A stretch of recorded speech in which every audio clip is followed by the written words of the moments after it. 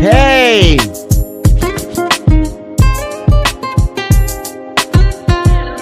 Hey, y'all. Oh. I don't know why this thing is so low. Hey. What's going on? What's good, y'all? Yeah. I've been gone for a whole month. But I'm back.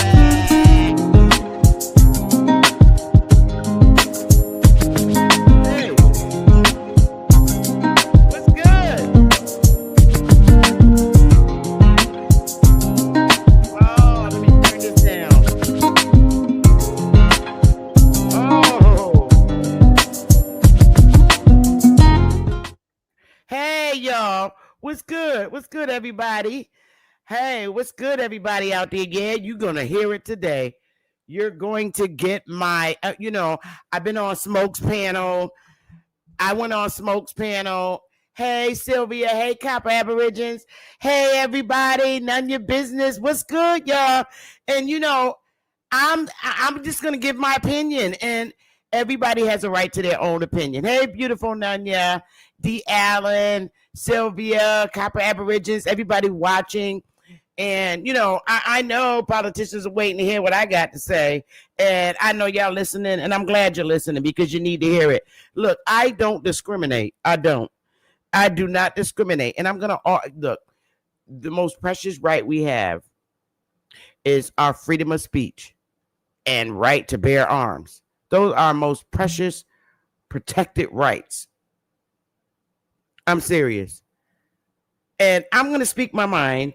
And it's in reference to my community that I was raised, that I grew up in as a child. Okay. But when I became an adult, yes, I did move out the hood. But that's my choice. I don't have to live in the hood if I don't want to. And that goes for everybody else. Some people just love living there. Hey, Lady Libra. And I'm going to give my opinion, And, I got the link at the top because I want to smoke. Most people in my community or in the YouTube community are cowards because they won't turn their cameras on, especially the women and the men. So they sit behind a closed camera and talk shit in the chat room to me, okay? Because I done hit a nerve and they don't like to hear the truth. They don't like to hear the truth. Hi, Verica. And, look, I'm always willing to take the smoke. That's why the link is pinned to the top. Normally, I don't pin the link to the top until like middle segment, but I'm voicing my opinion now. It's my turn. Hey, my Lisa, I've been around. I took a break, to do some things that I had to do, and I'm still busy, but I'm back, and I'm not, one thing I'm not going to do is stop speaking my truth and my opinion. Okay? We can agree to disagree. That's cool. But don't be a coward and sit in the chat and talk shit behind an avatar because you too coward to hit the link and come to the panel and voice your opinion to me. Okay? Because we can go back and forth. And, I've been I only deal with my hood community. All right? Other communities at this point, I have no interest in. It's the truth about our community, and it's the truth. And I'm not gonna lie, I'm based on experience. Okay, I have experience in my community and what's going on. And you get these Negroes that look like me and women in YouTube that be mad because I express I know I look good. Yes. I'm sorry you're 30 something and you look 60. Not my damn problem. Get off my looks because I know I'm a nice looking woman. Get off my damn looks and listen to what I'm saying because I'm never going to feel insecure about my beauty. Point blank. Get over it. I don't want your man.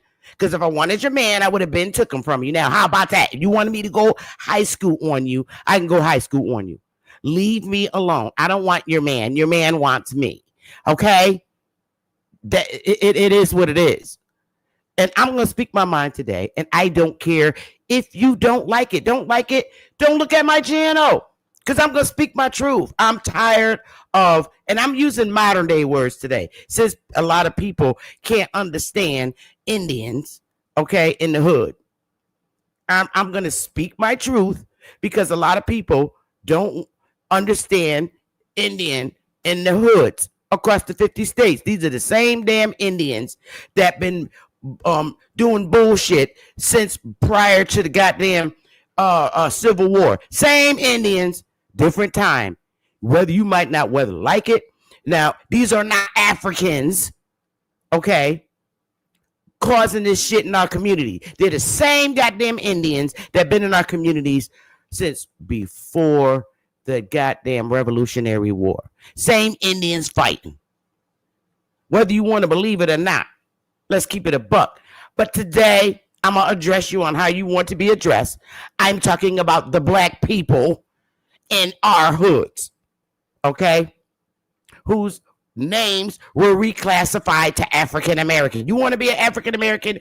Go ahead with your no proof African American having ass, okay? Until you bring up the documents of your great granny and great 6th, 8th generation granny coming on a goddamn slave ship to America, your ass is an Indian from the hood. You have no proof. And no, the British didn't burn our records because they weren't in control of our goddamn records. Okay? We're the same Indians that been over here for umpteen years. So I'm not even going there. That's not even the question today. I'm going to keep it a buck because I'm tired of it. I'm really, really tired of it. I'm tired of the bullshit. Okay? I am 58 years old. Yes, I look good. I'm luscious. My lips are beautiful. They're kissable. I can't help it. I'm going to always look good. I'm going to always just look good. It is what it is. I made choices in my life not to use things that make my ass look old. So I'm still going to be luscious and gorgeous. So get over it. Get off my looks and listen to what the hell I'm saying, because I'm about to tell you the truth. Because see, everybody got their own opinions right now about Trump deploying the National Guards in our hoods. Hey, Damon. Hey. They got a problem about it. I don't have a problem with it. Okay? But I'm addressing the niggas that do got a problem with it. Yes, I said yo. Because y'all is weak as hell. First of all, people need to understand, okay, I was a kid, a elementary kid in the 1970s, okay? 1970, my ass was only 4 years old, okay? So I was a elementary child in the 70s, okay? In the early 80s, like 1980, my ass was only in middle school. So I am still young. I'm Generation X, okay? Generation X, I am.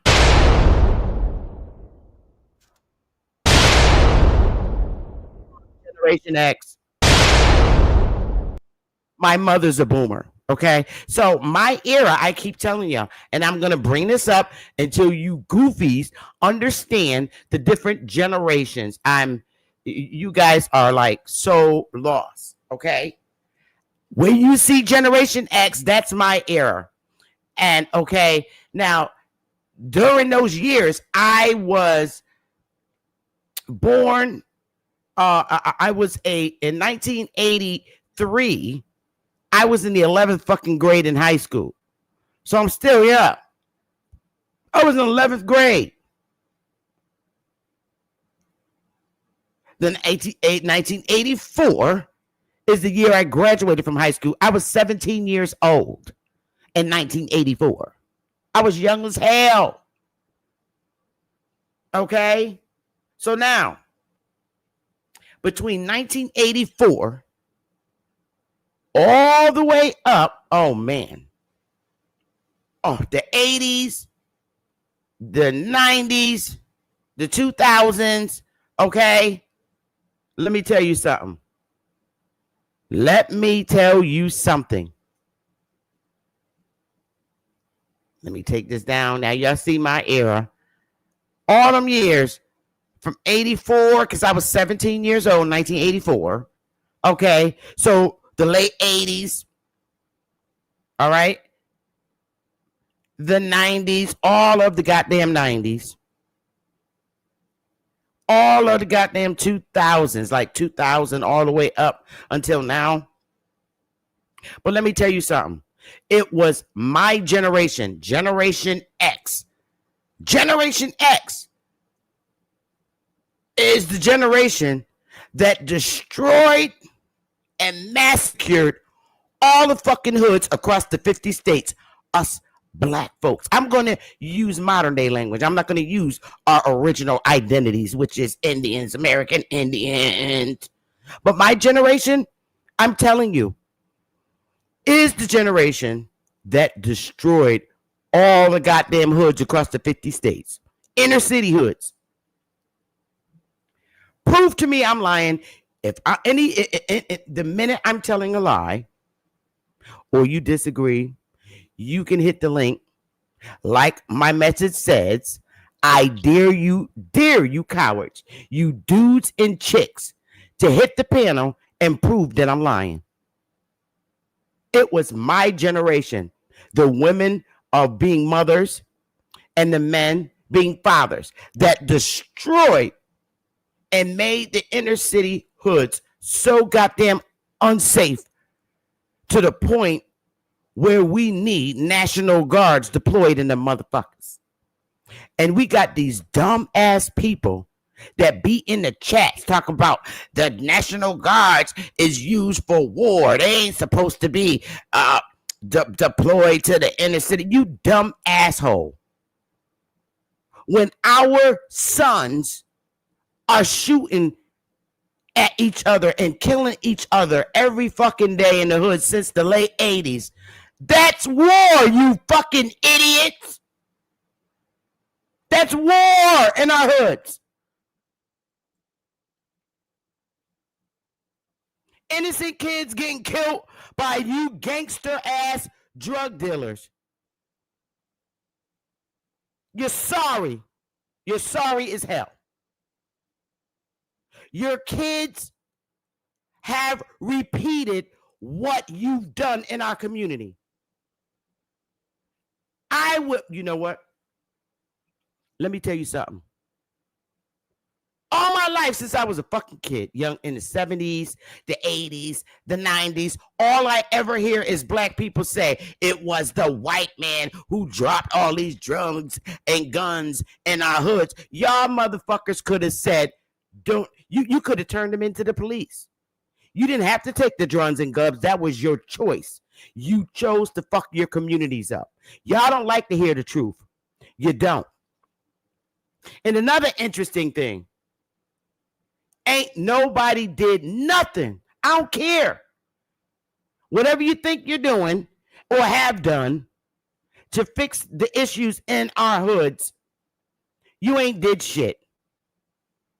You're full of shit. You, the Christian leaders, you're all full of shit. Seriously, you're full of shit. It is necessary that Trump continue to deploy the National Guards to our hoods to de-escalate these fucking problems in our hoods. It's necessary, and y'all don't like it. You talk about, why can't we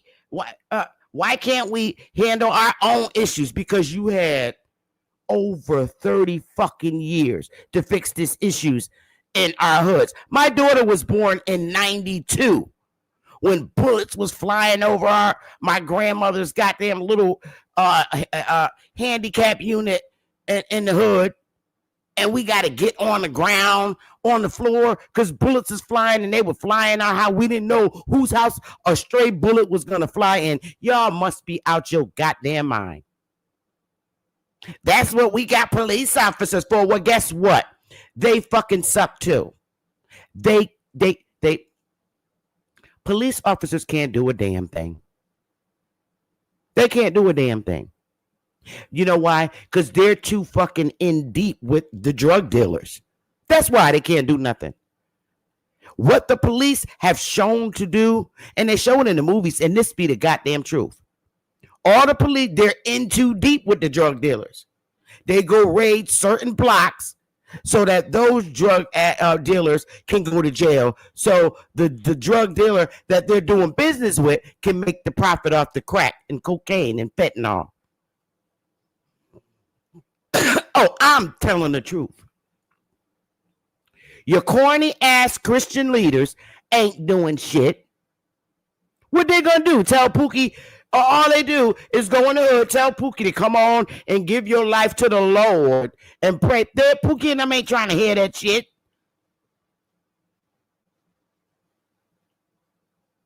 They not gonna do nothing. Because all the old ladies in the goddamn hood churches is the grandmother of these little fucking terrorists running around in our community. They ain't gonna do shit. And I'm like so done with their funeral services every time a black kid gets killed. They don't even have a fucking sermon for a black kid that gets killed by bullets and that's in gang violence. They ain't got no speech for Lula Mae's kids. What you gonna tell them?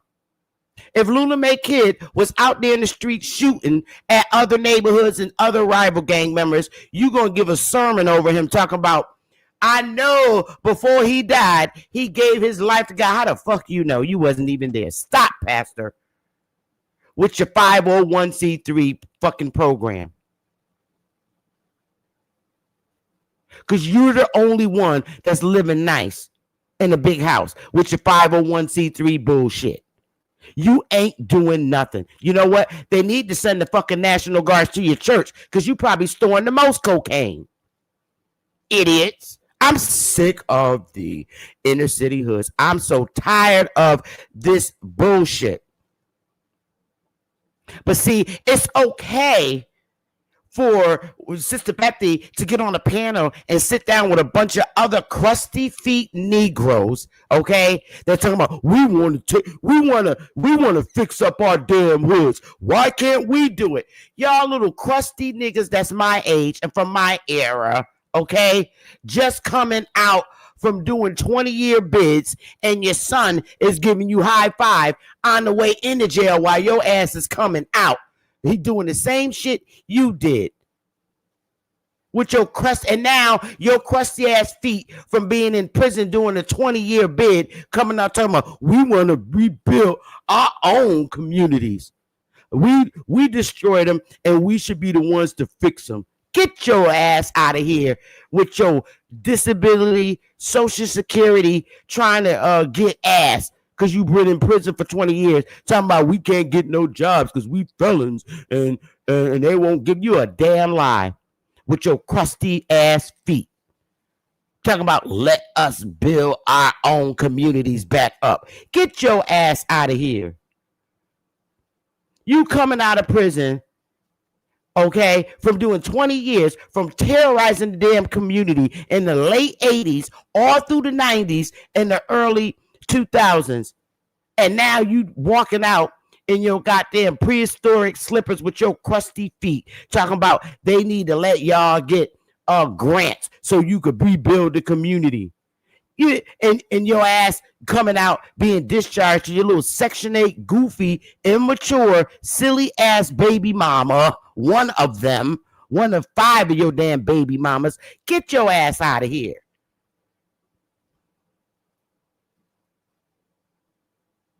And then you want educated chicks like me to help you write a grant. No.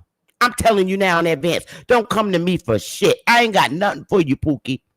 Or Ray Ray. I ain't got shit for you. I wish I would endure in your criminal behavior. You tried to get me to do that back in the 80s and I wouldn't do it. And you called me, 7-Eleven chick? I took all that shit, but guess what? I'm educated, and your stupid, crusty ass been behind bars for 20 years. Now you want to pull up, and I need some help. You know what? Go get a fucking social worker. I ain't got nothing for you. I'm tired of y'all niggas. I'm tired of y'all.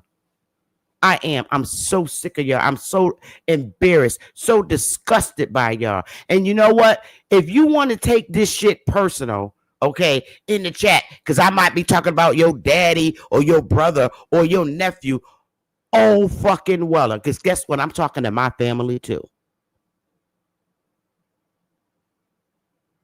If you didn't endure in this life, then you shouldn't have no attitude because I'm addressing the truth. Stay your goofy ass off my channel. I don't want to be accused of being like somebody like you. Because I'm not like you. I don't discriminate. Y'all asses is sorry. You're sorry in YouTube too.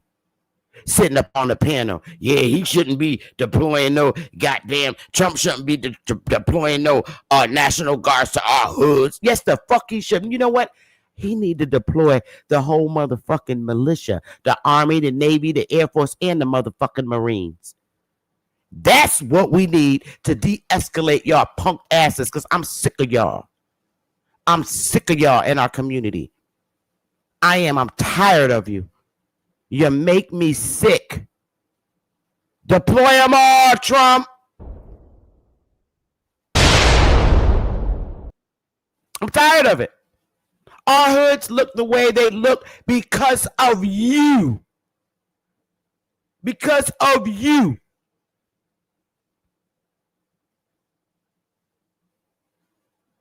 And I tell you, that link is pinned to the top, Mr. Crusty Feet. I dare you or one of you chicks in YouTube to hit the link. Because you know, I don't hold no punches. I got thick skin. And I'm going to keep speaking my mind. All of us are not like that. Are not like what the hood, what the media shows in the hood. And some people think the media targets the inner cities. Well, they need to tell our news. We need to know what the hell's going on. Oh, they could tell. Really? And then you get these clowns that come up here talking about, they're targeting the hoods. But they don't talk about what go on in the white communities. You a fucking lie. They do. If that's the case, how the hell did we learn about the wood chipper? The Chester home invasions? So stop. That's what news media is for, and it need to be exposed.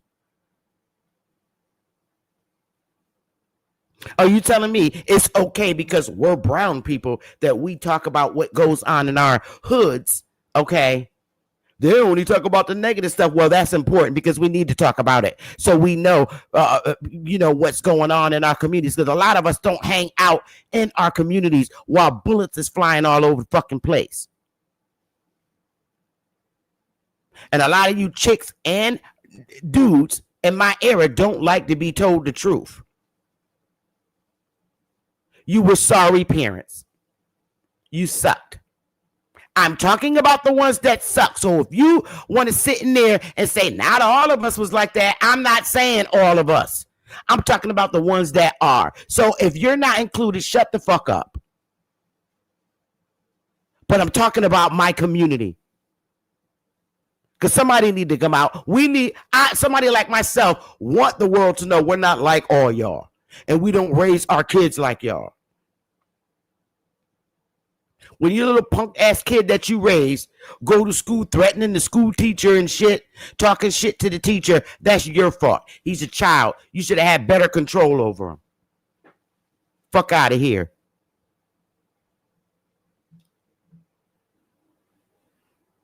I didn't raise my daughter to disrespect her teachers. What the fuck was your problem? Your kid acts like that because you let him.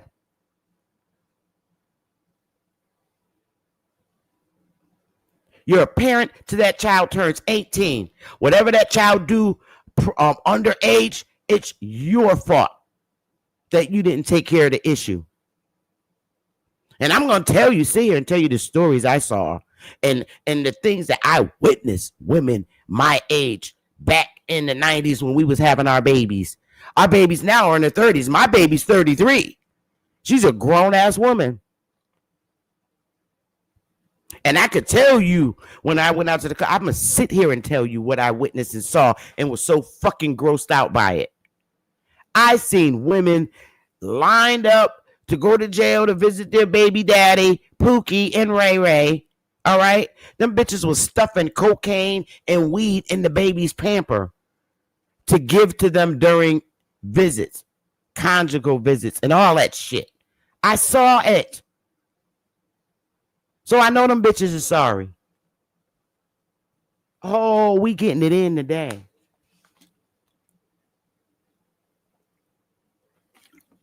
We getting it in today. Yes, I'm talking about you.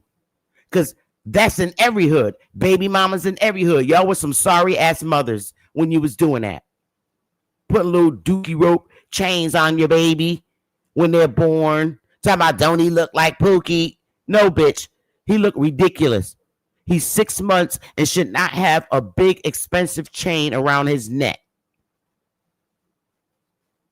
You should be teaching him his ABCs instead of putting dookie ropes and chains, gold chains on your baby to make him look like his daddy that's in prison doing 20 fucking years off our tax dollars.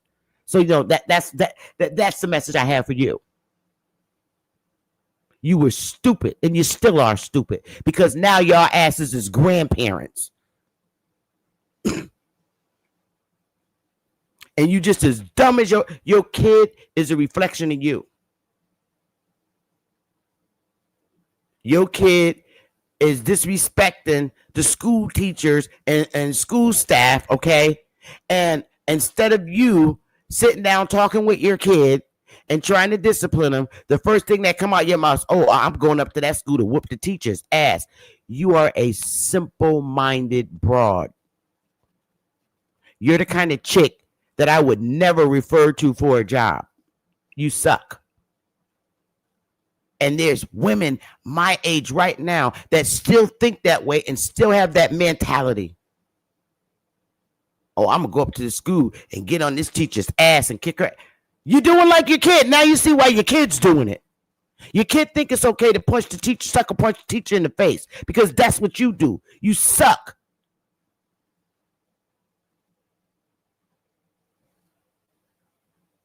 And then your punk 16, 17, 18-year-old is out on the corner selling fentanyl and weed, right? And you're mad at the cops. Why he messing with my son? Bitch, your son's outside on the corner selling fentanyl, weed, crack, and every damn thing else. That's why. And you're mad because Trump is deploying National Guards to kill this shit? You must be out your damn mind. I'm not finished. Hey, Elise. Hey, Copper Engine. Hey, y'all. Oh, I'm not finished. I'm not finished. Give me a minute because I want to play a video and get into that Maryland governor's ass. Okay? Because I'm tired of him. I'm tired of politicians like him. So give me a minute. I will be back. So y'all keep crusty feet on your mind for a minute. And I'll be back. I'm going to take a little break. I'll be back because I'm not finished.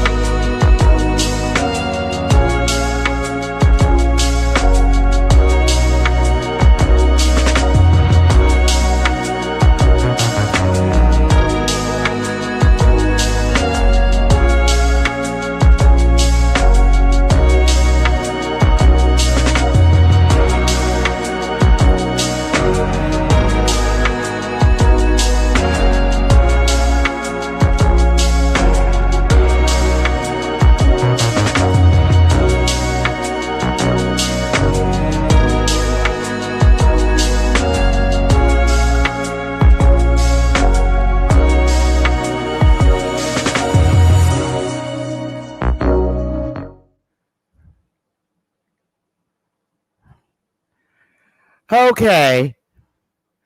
So let's watch a video that's surfing, and some of you probably already heard it with Donald Trump giving his voice and his opinion. He has every right to do so because we say the same thing, and he is our president, whether you like it or not, whether you're a Democratic, a Republican, or an independent. He's still our president.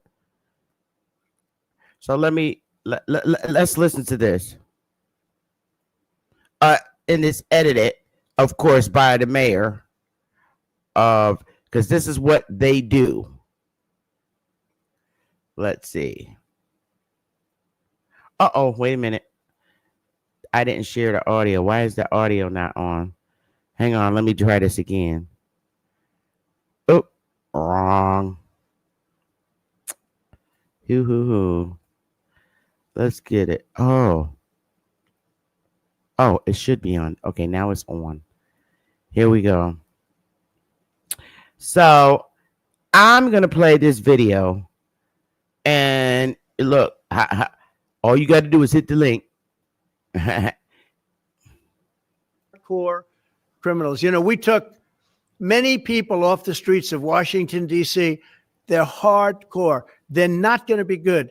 In 10 years, in 20 years, in 2 years, they're going to be criminals. They were born to be criminals, frankly. They were born to be criminals, and they're tough and mean, and they'll cut your throat, and they won't even think about it the next day. They won't even remember that they did it.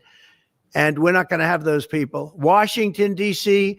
is now a safe zone. It's a safe place. And you can walk, Katie, you can walk right down the street with, by the way, one of the biggest human beings I've ever seen, which is her husband. He was a football player for like 11 years in the NFL. He's a big person. But big doesn't mean anything when they have guns and when they have knives and everything else that they have, right? But you can walk right down the street, even by yourself, and you're totally safe. Washington, D.C. is a great thing. Yes, ma'am, please. Mr. President, after calling on Democratic leaders across the country to work with you on crime, do you see your efforts here in D.C., including, for example, working with Mayor Bowser here as a model for bringing more bipartisanship in matters not only with crime, but also issues that matter to everyday American people's lives? So Mayor Bowser's been great. She could have taken the thing, and then after I clean it up, they'll take credit for it. You know what they do is they take credit. Like, we cleaned up Los Angeles. We did a great job there. And it was overwhelming what was going on. And again, the police chief made a statement that we could not have done. There's no way they could handle it. You saw what was happening out there. It was going to be a disaster. We stopped it cold. If we didn't do that, would have been a very sad day. And you know, remember, we have the Olympics, we have the World Cup, we have all these things coming, and we have 250, all of these things coming. But I watched Newsom get up and say he's doing a great. He's not. We're the ones that did it, and that's okay, whatever it takes. But the main thing is But he got up and said we did it. Well, he didn't want us there, and he's going to need us again because it's starting to form again. I see it. It's starting to form again. You know, we have to maintain. It's like maintenance on an airplane. You can buy it, but you have to maintain it. And if you don't maintain it, a good plane becomes very unsafe very quickly. So it's an honor to do it. It's a lot of presidents wouldn't do what I'm doing. I don't need this heat. But when I watched television last night and I'm watching the news and I see that 9 people were killed in Chicago and 54 were badly wounded with bullets, I say, that's not this country. We have to do something. And I do say this, I say this very much. I'm not speaking to anybody but them right now. I would love to receive calls from governors and mayors saying they need help. We'll help them. We have a lot of people. We have a great force. We have a great military force. You know, Pete will tell you that when I was running for office, and this was a big headline, I think, you know, probably got me a couple of votes. But you couldn't sign people in the military. Nobody wanted to join the military, the Army, Air Force, the Navy, Marines, Space Force, Coast Guard. We never forget Coast Guard because they've done such a great job. Never.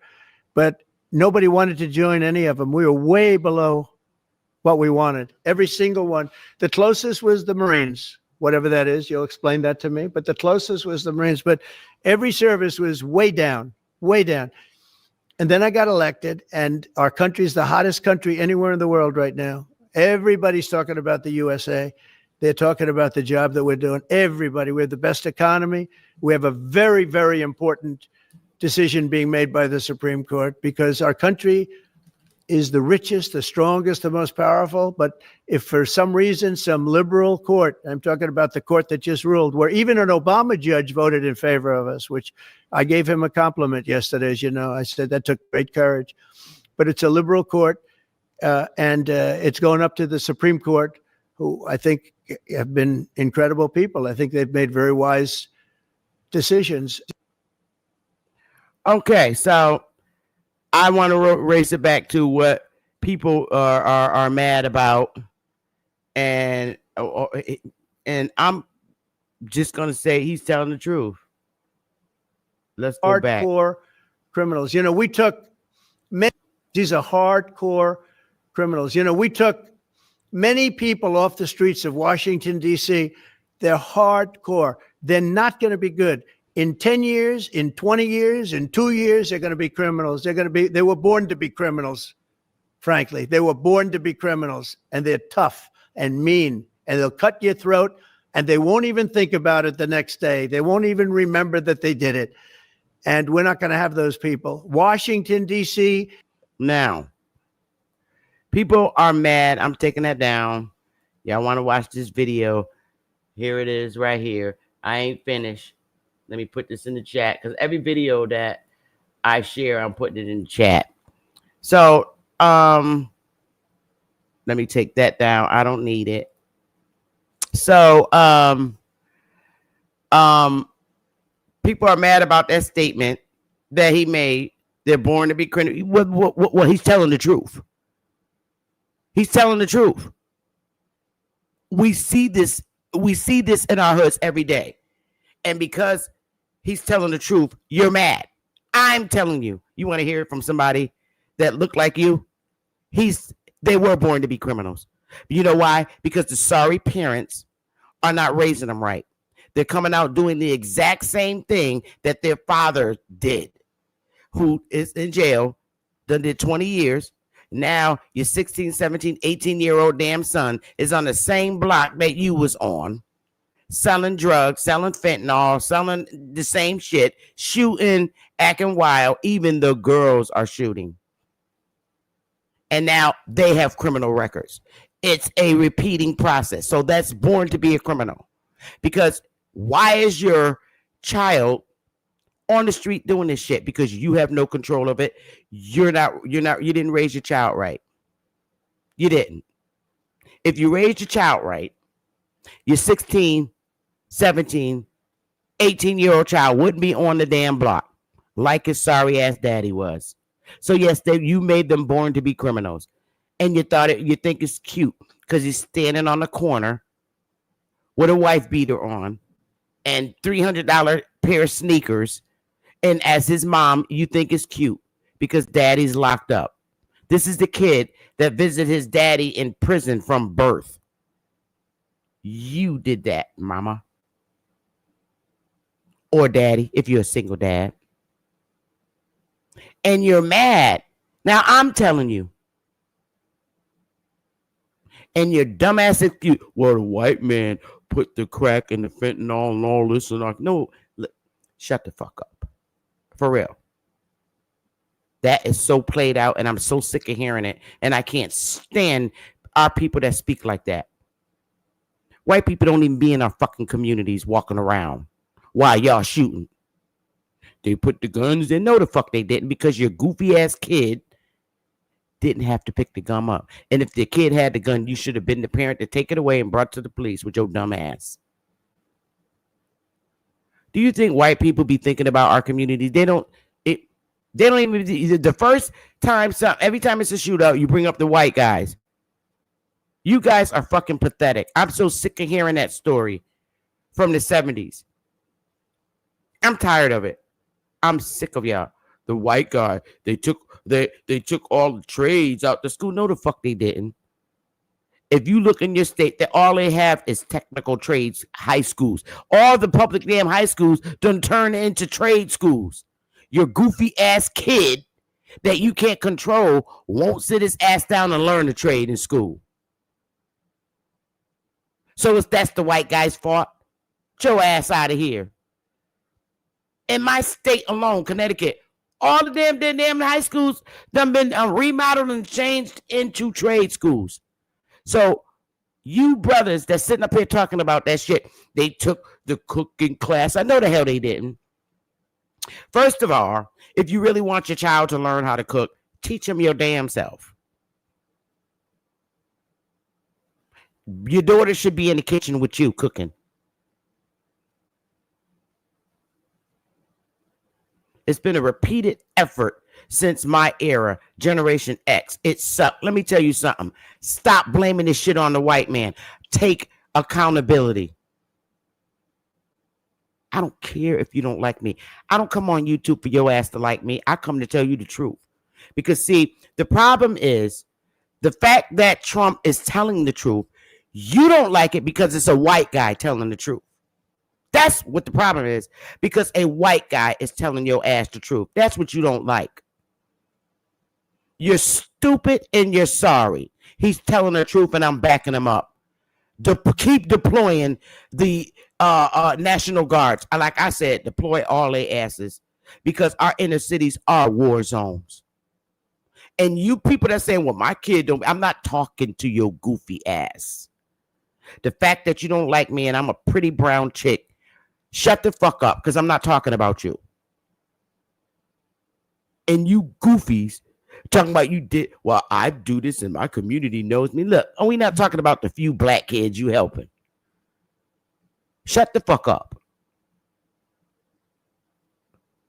I'm talking about the ones that's terrorizing the communities and doing these terrible crimes every day. And this shit been going on since before the Revolutionary War here on our land with our people. And because a white guy is addressing this issue, you got a problem. Well, I don't got a problem, because he's telling the fucking truth and I support him 100%. How many presidents have finally stepped up to the plate to get rid of this shit in our community? Took a Republican governor to do it. Shut the fuck up with the Clinton administration. Shut up. Because they did damage. They put all your asses in jail. The Ricos and all that shit. Trump said, you know what? Fuck it. Deploy. This is a war. The National Guards, there's no issue with the National Guards coming out to de-escalate our hoods with these terrible crimes. They're trained for war.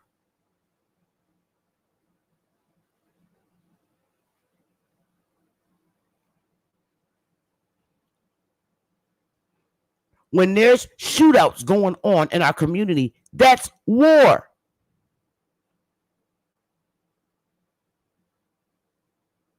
That's war. So your attitude, because, oh, this ain't the white guy, he's our fucking president.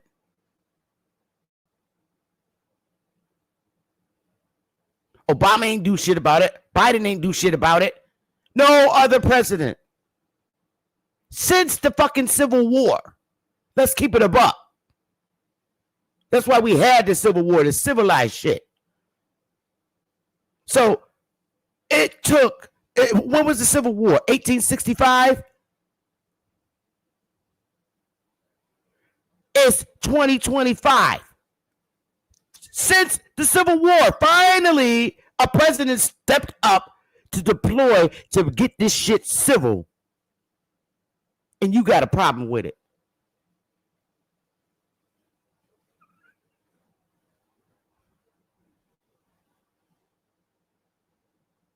Now, hit the link with your punk ass. Come on the panel. Don't talk shit in the chat. I can take it. Let's get it. Hit the link. I ain't scared of shit. That's why I'm on YouTube and I'm showing my face. I'm not a coward.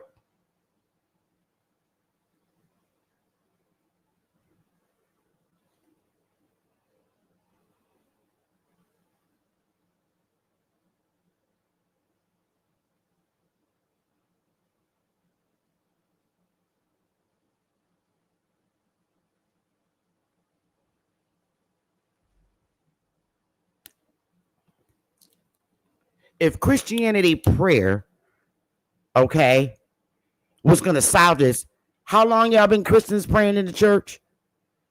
Throw ass out of here. Somebody needed to wake up and smell the coffee and deploy the National Guards.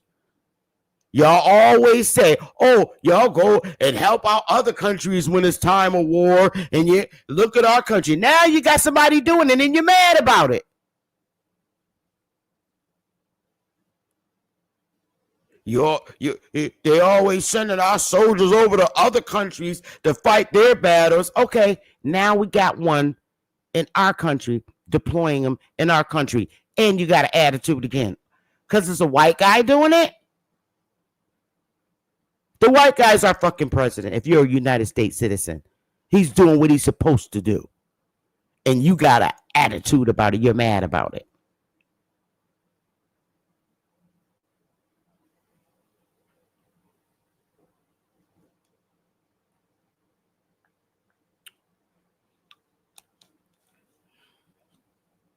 Now let's look at this clown mayor in Maryland with his goofy ass.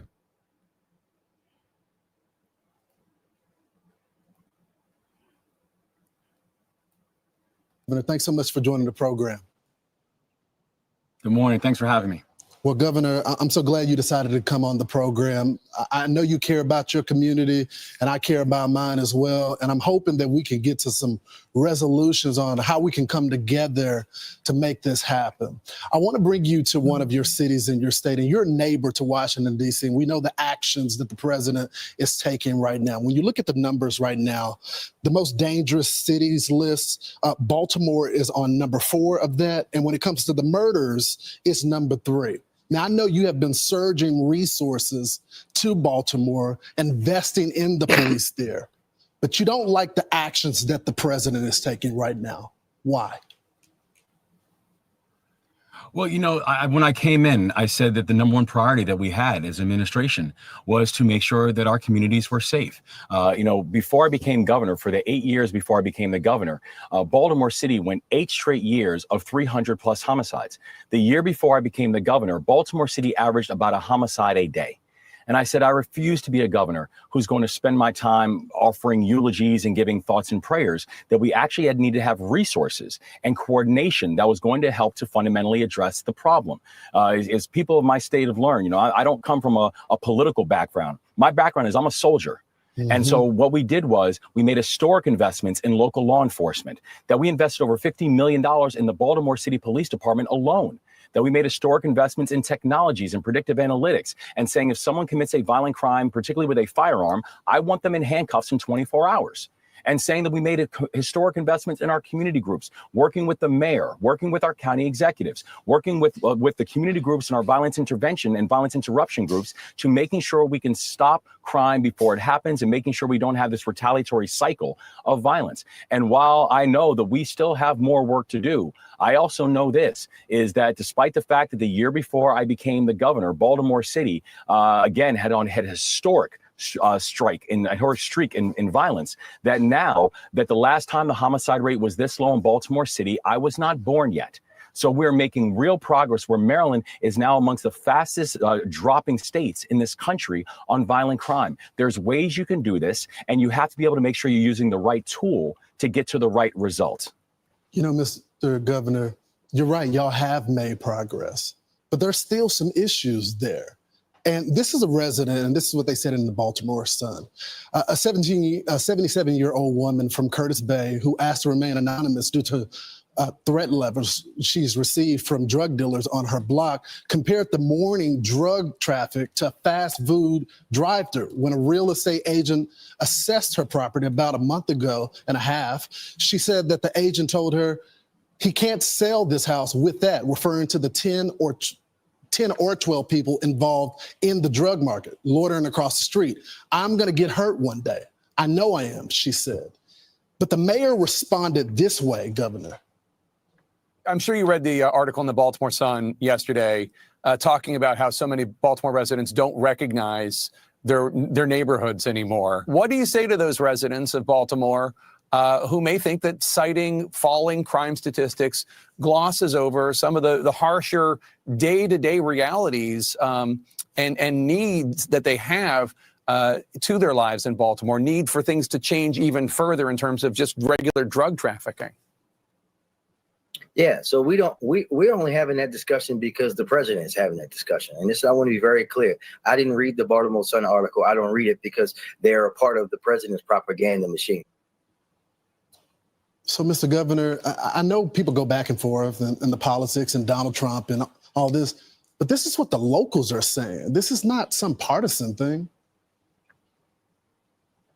Well, I mean, my heart breaks for that woman in Curtis Bay.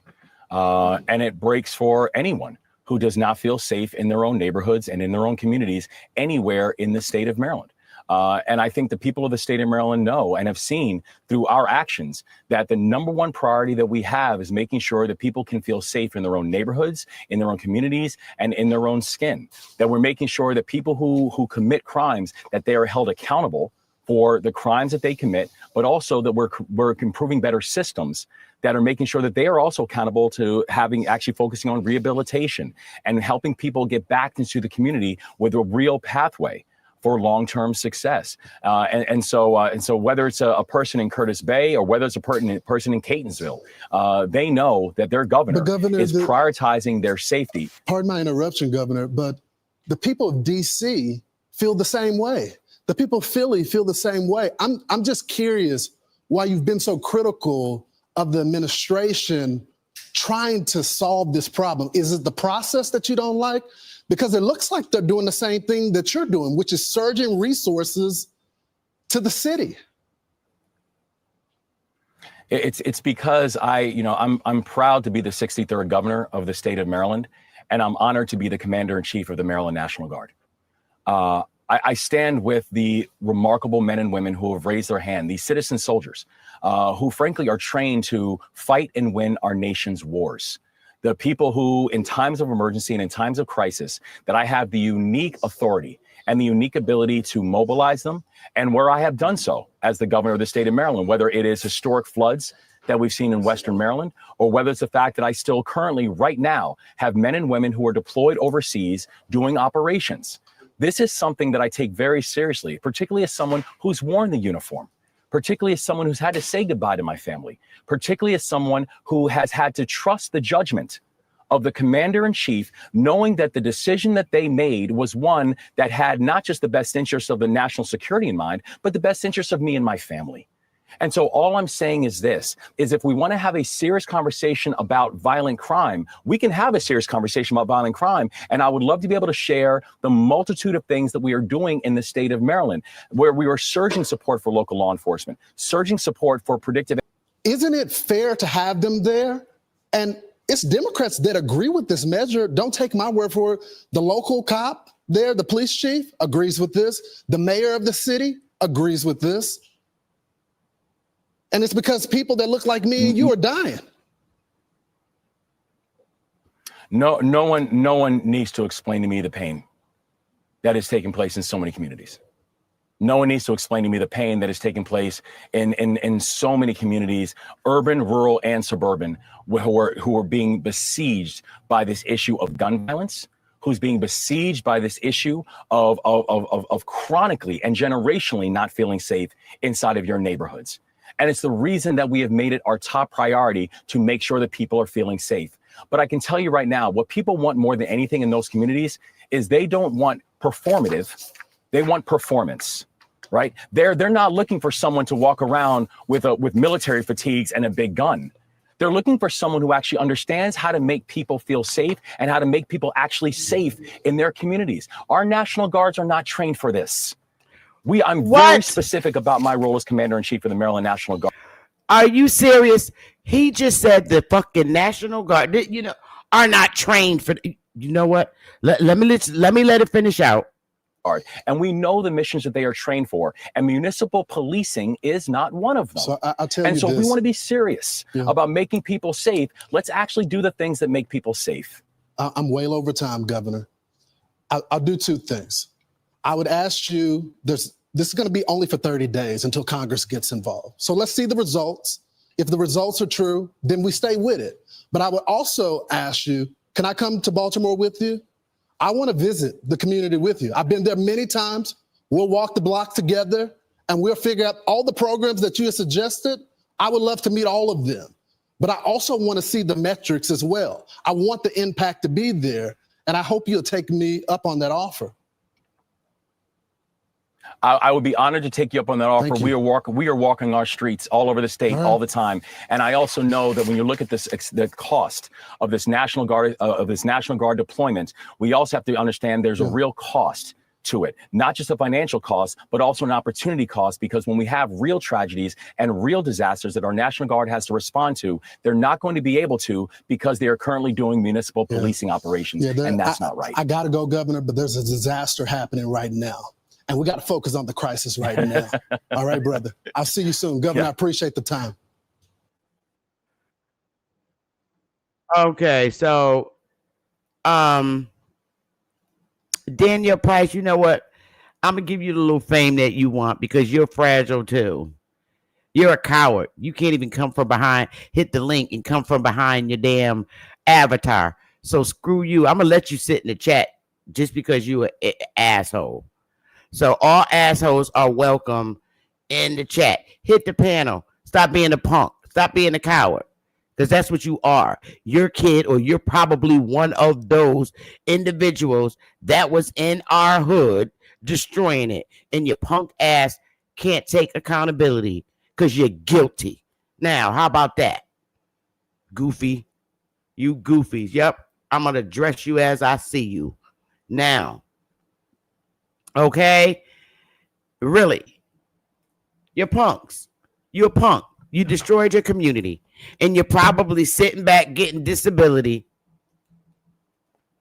and living in some chick Section 8 house. So shut the hell up. Next.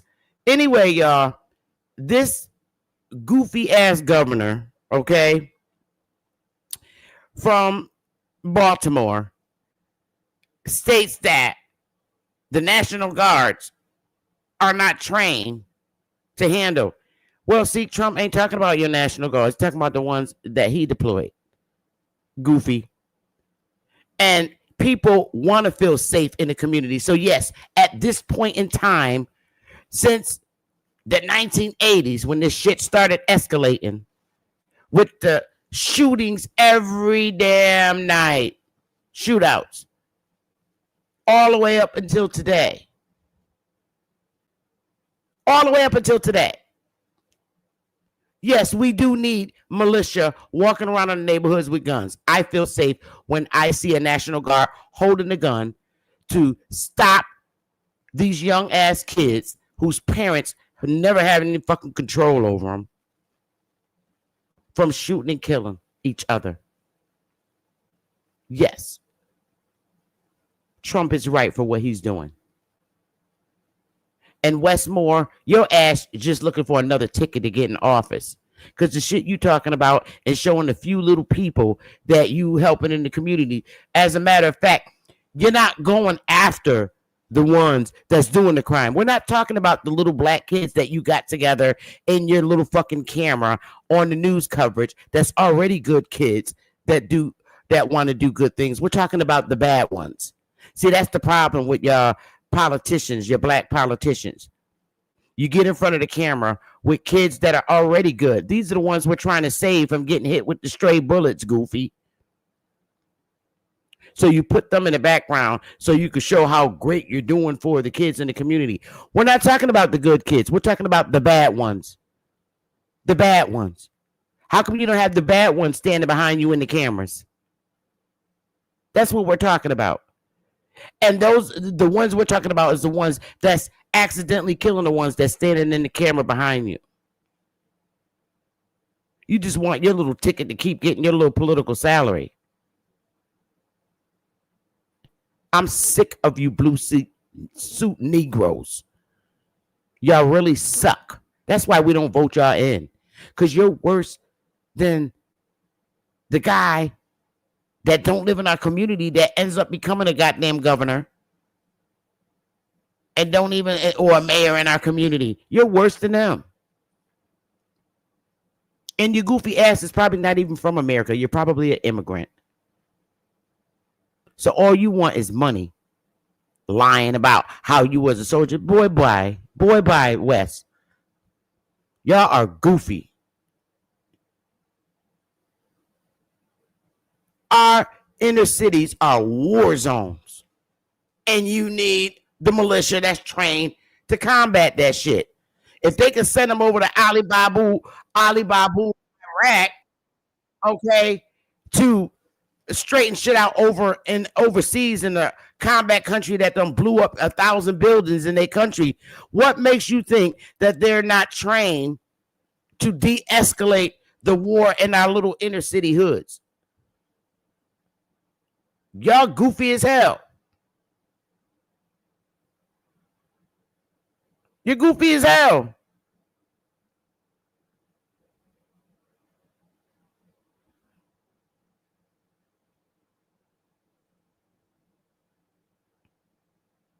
I'm so sick of y'all black leaders. Y'all make me sick. You're embarrassing. You're embarrassing.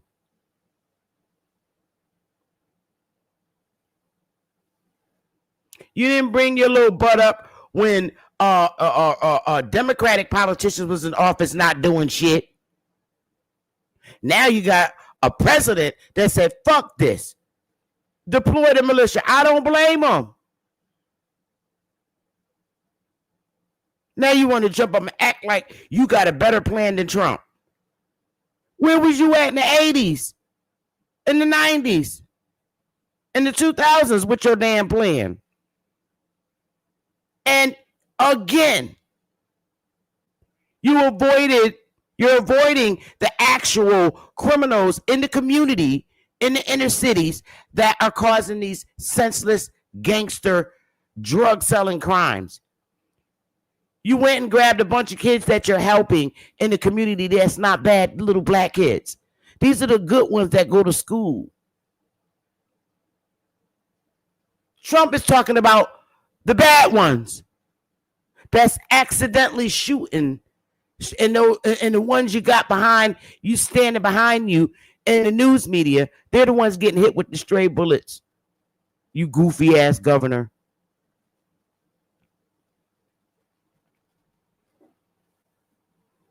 Y'all do that all the time. You go grab a bunch of little black kids that you're helping in the community. Them ain't the bad ones that's shooting.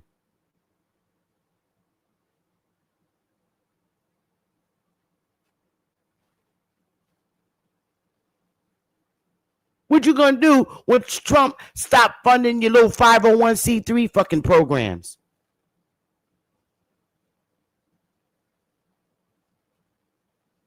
The Christian leaders ain't doing shit. They're doing the same thing that you're doing, Mr. Westmore. They're helping, in which they're supposed to. But they're supposed to, the Christians start these little 501c3 programs to help curb criminal behavior, right? They're grabbing the same little kids you're grabbing.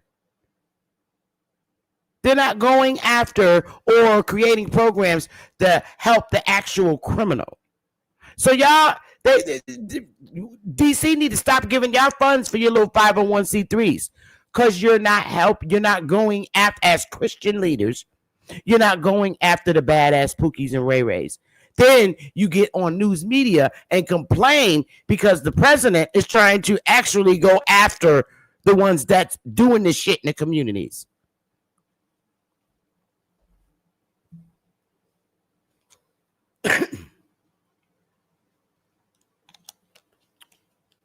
Danielle, shut the fuck up with your goofy ass, because I hope you're the next person, that they grab up off the street. You're mad because you're the one with the crusty feet, Danielle, that's bitter and mad because you don't have a life.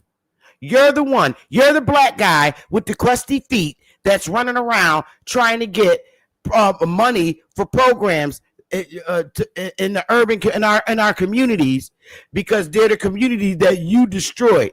So you think because your little funky ass came out of jail after doing 20 years for selling crack and fentanyl back in the 90s when you thought you was cute and shit, when Biggie Smalls and all them, Tupac was alive, your goofy ass was running around in your little fucking Kango selling dope and crack, okay, prostituting your baby mama, okay? You sorry ass. You was that sorry guy. Now you coming around here in my room, in my chat room, after doing 20 years in prison with your little dirty, crusty feet, talk about you want to start a program, you know, a 501c program to fix up the communities that you fucked up. That's why you're hiding behind your camera.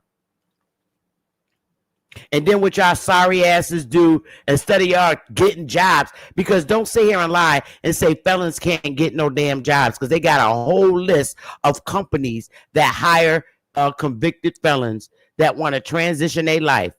And you don't want that. What y'all crusty asses do is say, well, I've been in jail for 20 years, so I'm not mentally capable to adapt to society because it's modern technology. So therefore, you go and you apply for mental disability.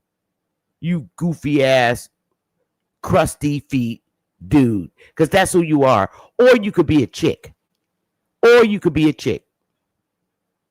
you're racist. Look at you. Look at your comment. Your ignorant ass comment. We don't like Whitey. Well, they don't like Blackie. How about that? Goofy ass. You're goofy. And that's why your little inner city hood kids is the way they are. Because you don't like Whitey. Well, they don't like your goofy, crusty feet ass either. White people don't like your goofy. A lot of white people don't like your goofy, crusty ass feet either. But it's okay for Whitey to help your goofy ass when you got shot by them damn bullets. And the first person to greet you, you should remember that when you get ready to go to hospital after being shot with one of them damn stray bullets.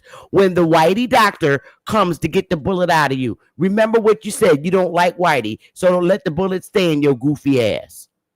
You suck. You don't represent me. I don't like you. And you're not representative of me because I don't like you. That's why your kids are the way you are, because you teach them not to like white people. I hate people like you. I hated people like you when I was a little girl, and I still hate people like you today in my community that teaches that. I can't stand y'all. Now,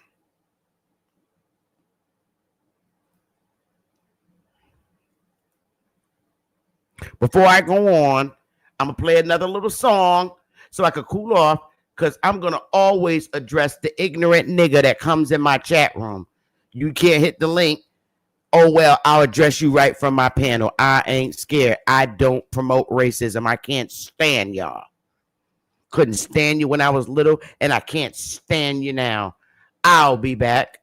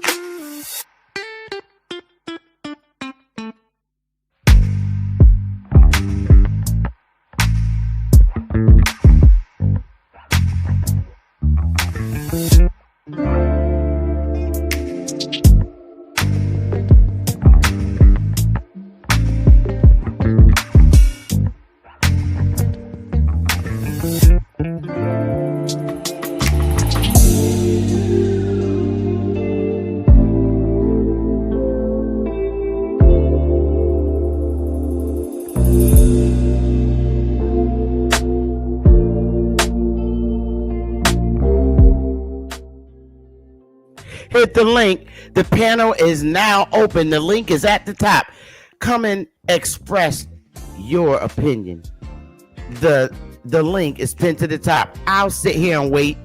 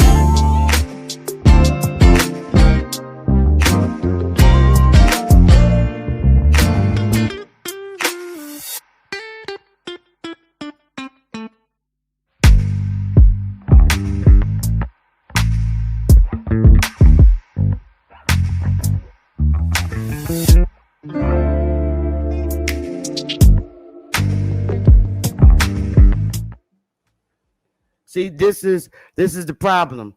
And see, this is what you don't know. See, I can turn on a professional corporate, corporate attitude and corporate behavior, professional behavior. But when I'm dealing with my community, this is how I speak. You don't like the English. You don't like how I'm talking to my community. I don't give a fuck. This is what my community understands, the way I'm speaking to them. So when I'm speaking to my community, I turn off the professional role. I speak exactly how they're accustomed to being spoken to. And see, that's what you call dual skill. I know how to speak to the people in my community that's doing the crime in my community. They understand me. It's not a point of me to get you to understand me, Daniel Price, because I'm talking to them. So you won't understand me. You're goofy ass. You a coward. So we're not gonna play Daniel Price no mind because it's a hater. It's probably some dumb chick that's jealous of my beauty, y'all. Y'all know I'm cute. Y'all know I'm so goddamn cute. Or some little broke ass Negro black guy in our community that don't like to hear the truth. Now, see, if I came on my live and my live consisted of talking about white people that's in power all day, I have the most sparkiest and wonderful channel in the fucking world. But guess what? Wake up and smell the coffee because I'm speaking facts and I'm speaking the truth. And you don't like it. You don't like it when somebody like me address your goofy ass because you mad with the white man. You're mad at the white guy that's checking shit in your community and you don't like it. You ain't doing a damn thing because you got a lot of time to come in my chat room to talk shit. See, I don't discriminate. Y'all some goofy black people in our hood. Y'all goofy. You're unintelligent. You're uneducated. You're stupid. And we want you out. We want to get rid of you. so you could stop destroying our communities.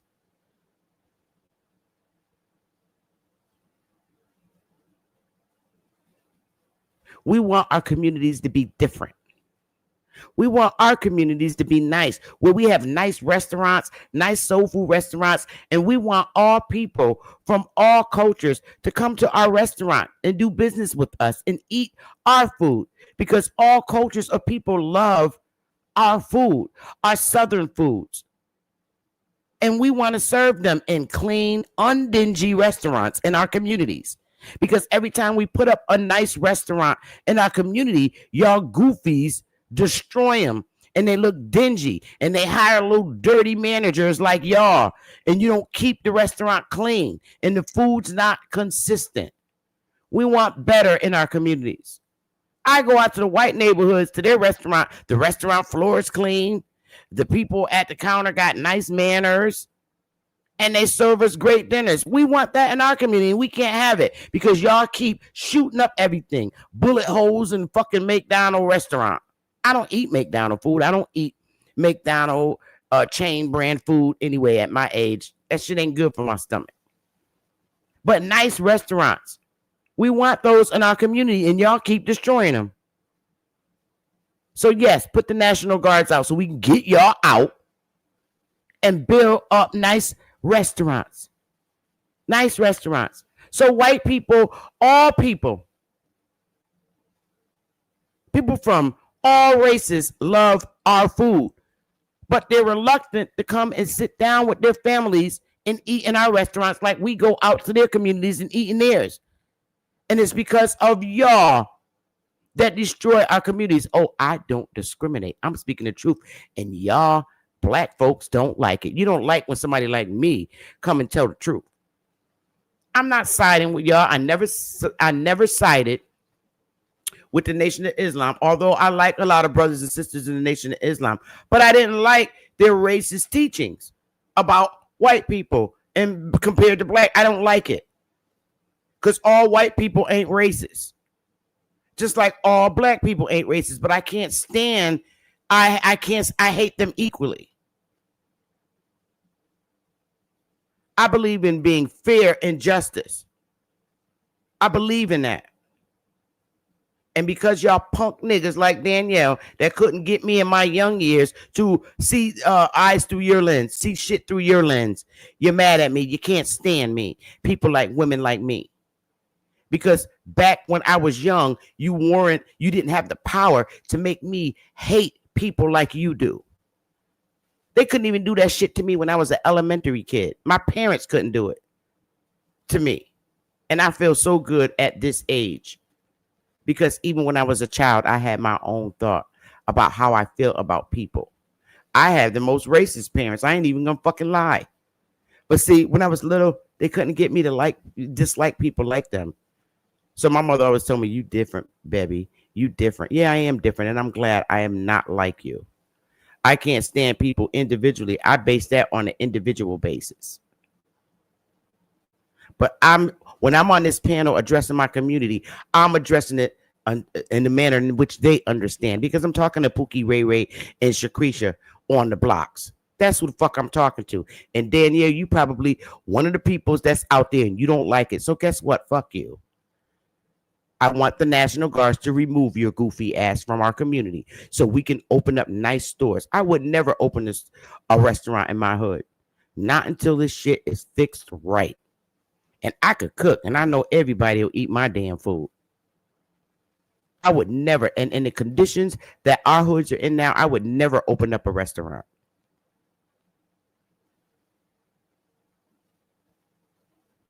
And I can cook my ass off. I can sell dinners right from my home, but it's against the law in Connecticut. I can't do it. So when the hoods get straightened out, I could open a restaurant and leave it to my daughter, because guess what? She cooked just like me because I taught her. And my grandmother taught me. I watched her. Those are the things I want to do. But what's the use of opening up a restaurant in a dingy, crusty-ass neighborhood? I want all people to come to my restaurant and sit down and eat and feel comfortable and not fear being threatened or scared that a bullet's going to fly while they're trying to eat a goddamn piece of Sister Bethy's fried chicken wings.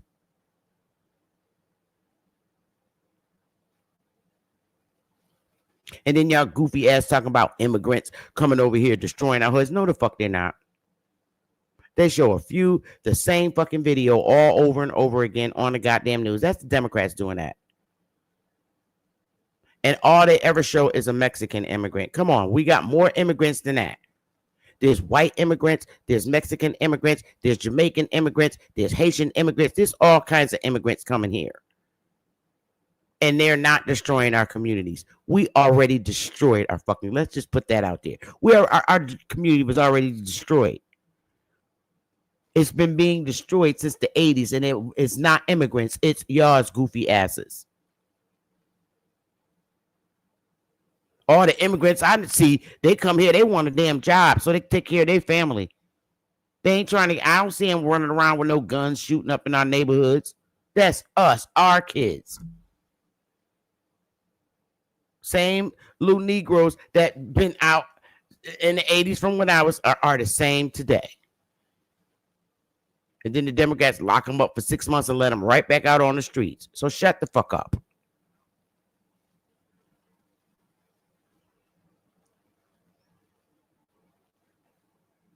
Okay, bullet chicken sandwich. All right, I'm serious.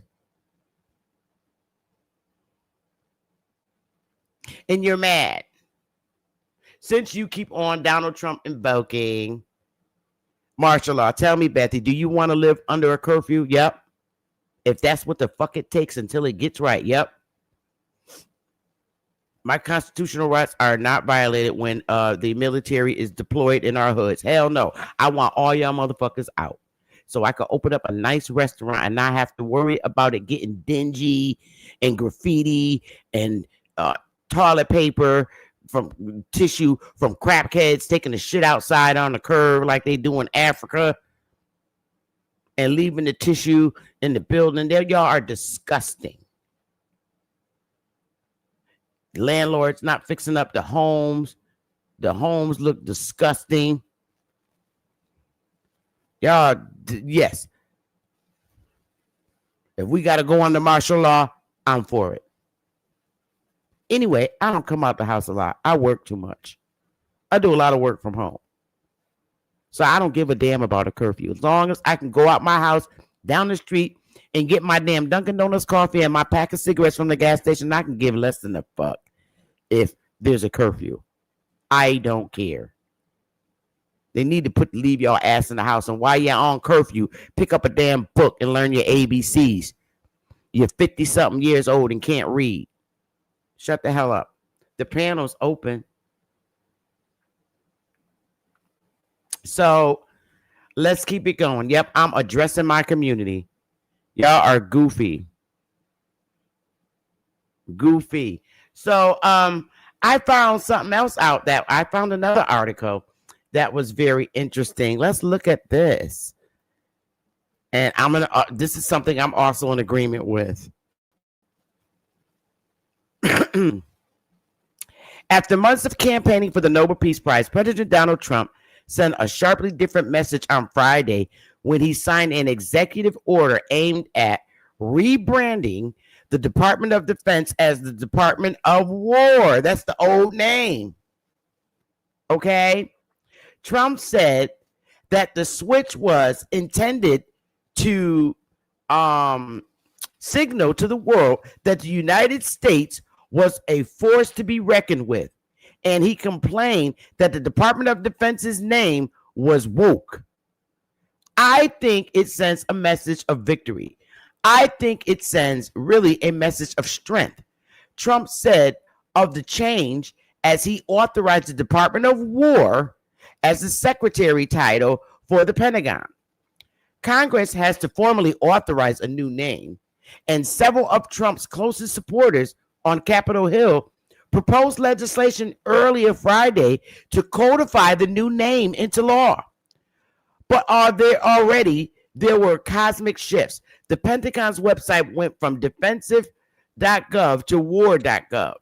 Signs were swapped around Hedgepeth's office while more than a dozen employees watched. Trump said there would be new stationery too. The Defense Secretary Pete Hegseth, to whom Trump has begun referring to as the Secretary of War, said during the signing ceremony that we are going on to offense, not just on defense, using maximum lethality that won't be politically correct. The attempt rebranding was another rhetorical salvo in Trump's efforts to reshape the U.S. military and uproot what he has described as progressive ideology. Bases have been renamed, transgender soldiers have been banned, and websites have been scrubbed of posts honoring contributions by women and minorities to be armed forces. He also favored aggressive critics said illegal military action despite his criticism of endless wars under other administrations. He frequently boasts about the stealth bomber strike in Iran's nuclear facilities. And he recently ordered the destruction of a boat that the U.S. says was carrying drugs off the coast of Venezuela. The Republican president insisted that his tough talk didn't contradict his fixation on being recognized for diplomatic efforts, saying peace must be made from a position of strength. Trump has claimed credit for resolving conflicts between India and Pakistan, Rwanda and Democratic Republic of the Congo, Armenia and Azerbaijan, among others. He also expressed frustration that he hasn't brought the war between Russia and Ukraine to a conclusion as fast as he wanted. I think I've gotten peace because of the fact that we're strong, Trump says, echoing the peace through strength motto associated with President Ronald Reagan. Blah, blah, blah, blah, blah, blah, blah. I'm not going to be, okay. But he goes into, from 1789 until the end of World War II, the United States military fought under the banner of the Department of War. And that's a fact. That is correct. It used to be called the Department of War. Stube, an Army veteran, said in a statement, "It is only fitting that we pay tribute to their external example and renowned commitment to lethality by restoring the name of the Department of War to our armed forces." Senator Rick Scott of Florida, Mike Lee of Utah are introducing companion legislation in the Senate. The Department of War was created in 1789, then renamed and reorganized through legislation signed by President Harry Truman in 1947, 2 years after the end of the World War II. The Department of Defense incorporated the Department of War, which oversaw the Army, plus the Department of the Navy and the newly created Independent Air Force. Hesbest complained that we haven't won a major war since. The name was changed, Trump said. We never fought to win. Trump and Hesbest have long talked about restoring the Department of War name. In August, Trump told reporters that everybody likes that we had an unbelievable history of victory when it was Department of War. Then we changed it to the Department of Defense. We confronted this with possibility that making the name change would require an act of Congress. Trump told reporters that we're just going to do it. I'm sure Congress will go along, he said, if we need that. Trump and Hesbest have been on a name-changing spree at the Pentagon, sometimes by sidestepping legal requirements. For example, they wanted to restore the names of the 9 military bases that once honored Confederate leaders, which were changed in 2023 following a congressionally mandated review. Because the original names were no longer allowed under law, Hesbest ordered the bases to be named after new people with similar names. For example, Fort Bragg now honors Army Roland L. Bragg, a World War II paratrooper and Silver Star recipient from Maine, instead of Confederate Gen Braxton Bragg. In the case of A.P. Hill, named for Confederate Lieutenant Ambrose Powell Hill, the Trump administration was forced to choose 3 soldiers to make the renaming work. The base now honors Union soldiers Private Bruce Anderson and First Sergeant Robert A. Penn, who contributes to 2 initials, and Lieutenant Colonial Edward Hill, whose last name completes the second half of the base name. the move, blah blah blah. Okay, but that's pretty much the end of that. But I like the fact that he's changing the Department of War. I mean, that's the original name. It was stupid to change it from the first place. So I thought that was pretty interesting.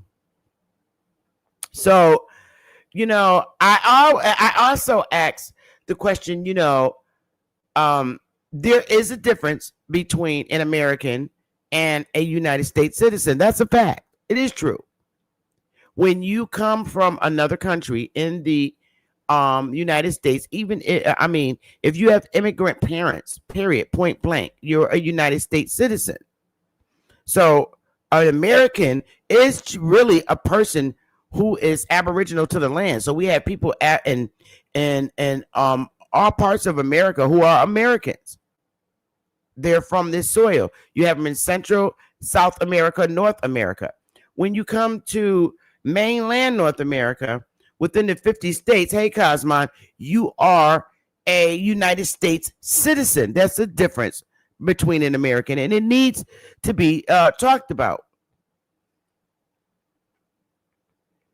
Okay, the 50 states grew from the 13 colonies. Okay, so it is a foreign government. And when the foreign government invite immigrants in, then they become citizens of this government. That doesn't mean that they're American. They are who they are before they came here. So if you're Irish, your history is from Ireland somewhere. But when you're in the United States and you become a citizen, you are a United States citizen. That's different from an American. An American is a person who's already here because this is the soil. So it is what it is. So I'm going to open the link. Okay, I done gave my 2 cents. Now you heard my side, and I don't give a damn if people don't like my opinion. I have a right to express my opinion on how I feel about what's going on. And I hope it continues so that our inner city hoods are, you know, corrected and the environment becomes different and more peaceful. I know it's going to be a lot of hard work because there's a lot of people from all over the world that do have moved into our inner cities. And it's changing. It's a slow process. This shit didn't happen overnight. It didn't happen overnight. So it's going to take a little while to fix it. And it's going to what's going to happen is we people that are moving into our hoods and these nice remodel apartments that are very expensive. You know, they're changing all the old factories and old structures into living homes, and people that are moving in them are people that have zero tolerance for this wild behavior in our communities. So it's going to take a while to change. Okay, the face of the inner cities is changing, and that's because they're remodeling these beautiful luxury apartments. So the people that are moving in it happen to be people that have zero tolerance for this gang violence. They're not gonna, you think they're not going to be calling people to curb that shit? Because they're literally in our hoods now. And people of our races are moving into these units. I don't have a problem with that at this point because we're not doing nothing. They're still going to stay dingy and nasty if we don't act. And the newly remodeled structures is changing the face of the hood. I don't have a problem with that because I don't want to live in no war zone environment with these same punks that be on the panels talking about, no, you know what? I'm sick of y'all asses. Y'all need to just drop dead at this point. I'm sick of y'all. I am sick of y'all.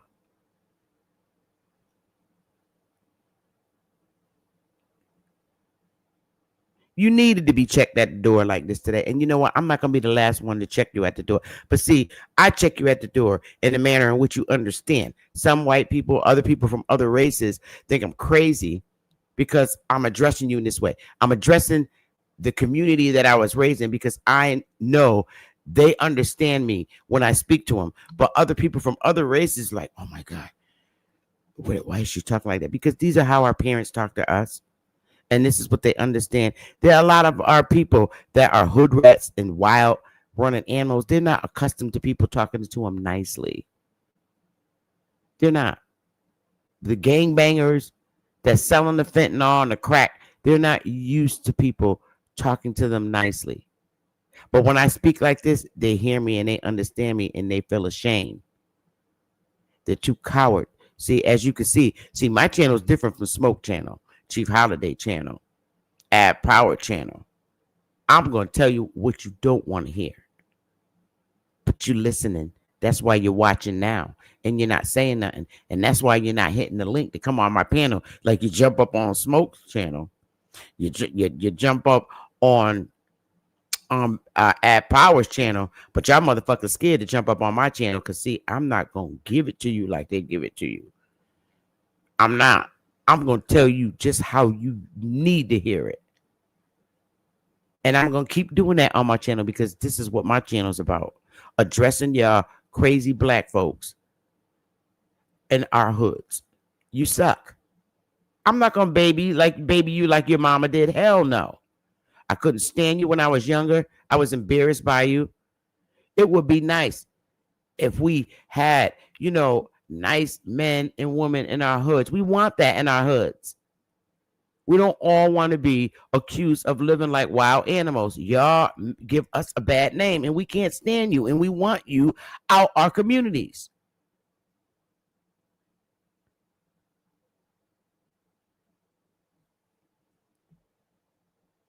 We want better for our children. Our children that don't exercise the behaviors that y'all exercise, they get accused and marked because of y'all.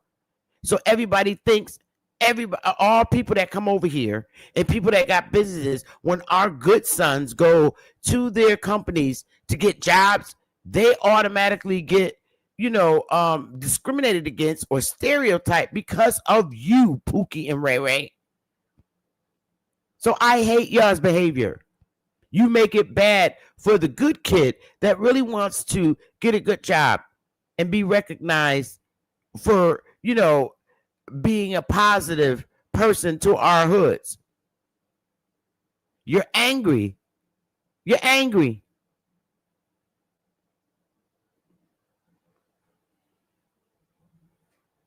Yes, we want them off the planet, girl. You know how good it feels when people from other cultures come to your restaurant and buy food. It's the best feeling in the world. But because of people like Pookie and Ray Ray, people are reluctant to come in our hoods. Our hoods look disgusting. So now they're getting a facelift with all these newly renovated, old abandoned structures. And they're putting up these beautiful luxury homes. You want to live in them? Get a job so you can afford to live in them, goofy ass.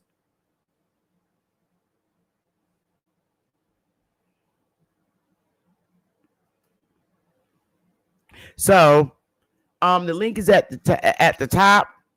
I will sit up here and wait for anybody that's not a coward to come on the panel. You're gonna hear music for a little while until somebody come on the panel that know how to have some decent damn sense. So I'll wait. I'm just gonna sit here and y'all can talk to each other in the chat until somebody come up on the panel. And I'm showing you. I'm showing you. You're really getting the exclusive. Let me show you how coward people are to come on my channel. I don't beg nobody to come on my damn panel. I'm not gonna do that. But my channel always gonna be live, and I'm still gonna be talking. But you know who the cowards are because they scared to hit the panel. And I don't care about other YouTube content creators. I'm just worried about my channel. See, I'm not talking the shit that you want to hear. You're mad because you're guilty because you're part of the problem. That's what I call you. You're part of the problem.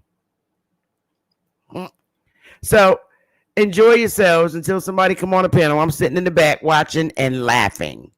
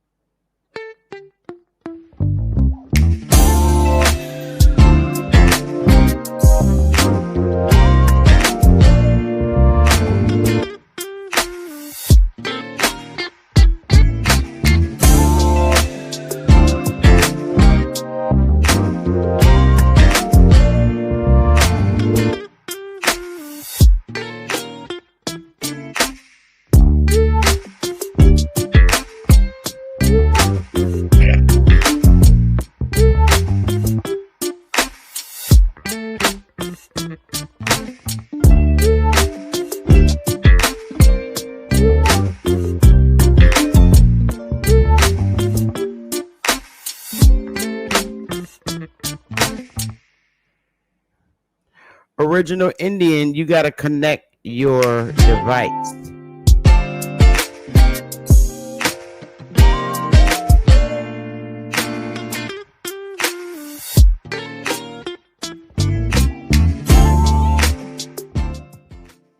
Original Indian engine, I see you in the back, but you got to connect your device. Your device is not connected.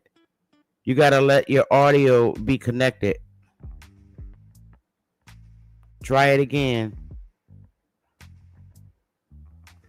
Yo, listen, the link is pinned to the top. Let's get it. The link is pinned to the top.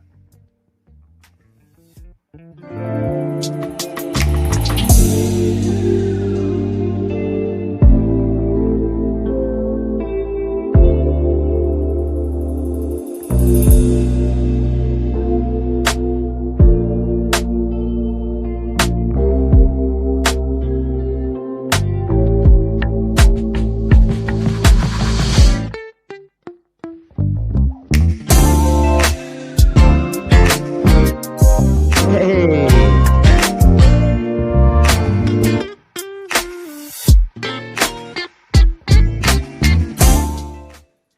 Can you hear me, Original Engine? Yeah, I can hear you. Can you hear me? Oh yeah, I can hear you real good. How you doing? I'm good. How you doing? I'm all right. I'm all right. Glad Well, to see you on.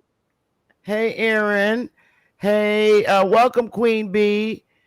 So today, I was going over the whole Trump thing, and our people in our community, Copper Original Engine. I'm a little girl of a little elementary girl of the '70s. Good. Can you hear me? Original Engine. Gotcha. Can you hear me? Yeah, I can hear you. Can you hear me? Yeah, I hear you real good. Okay. Okay. Cool. So, I'm a Generation X and I've witnessed this and I can't sit back and lie for our people. That's the problem. We keep substantiating and trying to justify our behavior, our bad behaviors in our community. And I'm not for one to do that. Yeah. I've been watching a little bit of the news, and it's been like, what the hell is really going on? Yeah, it's hard. I mean, they teach us as social workers to create empathy. I can't create empathy for repeated behavior in our community. I'm tired of it. Yeah, I'm tired of it. people I are not really taking am. responsibility. Hello? I hear you. Oh, people are not taking responsibility for themselves, their kids, and they just want to blame the whole world when shit go awry. Yes. Trump has been beefing up the ICE, and they've just been taking people left and right. I've seen somewhere on the news they had captured like 500 some people. Yeah. And then, I heard another commentator say, well, more jobs are going to open up for us, which is a Yes. good thing, which is a really, really good thing.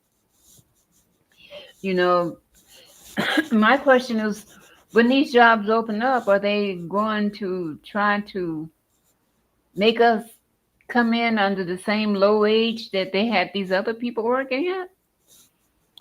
Well, see, I don't know because there's a federal wage and there's individual state wages. Okay. The I believe in Connecticut, the minimum wage is like 15. Let me see. Connecticut minimum wage for 2025. Oh, okay. If for 2025 in my state, it's 16.35 per hour. And that went into effect January 1st of this year. And it's saying that the rate is set to increase again to 16.94 January 2026. So that's what our governor came out with, our governor Lamont said that it would be. So yeah. And we have a sorry ass governor here in our state. So what state are you in again? California. Oh, okay. Yeah, we So have. yeah. What's that man's name? Is it Gavin Newsom? I believe it's his Oh, name. okay. Yeah. Anyway, yeah, we have a sorry ass governor. Yeah. Does he Sorry. fight with Trump? I can't remember with California. He's he does. He's a Democrat, right? Yeah, he fights with Trump. Mm. He does. We got sorry ass shit going on here. Well, Anyway, they keep voting him in, but I just can't stand. I could never. I could never relate with the people in my community that always try to justify their badass teenage or grown ass adult child's behaviors in the community. did you see where they arrested the lady because of her son? Because they couldn't stop her son, so and they said that she couldn't or wouldn't do anything, so they put her in jail.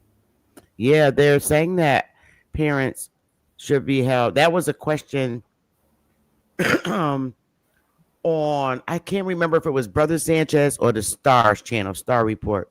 Should parents be held responsible for their child's behavior, be arrested? Yeah, they should. I Mhm. agree.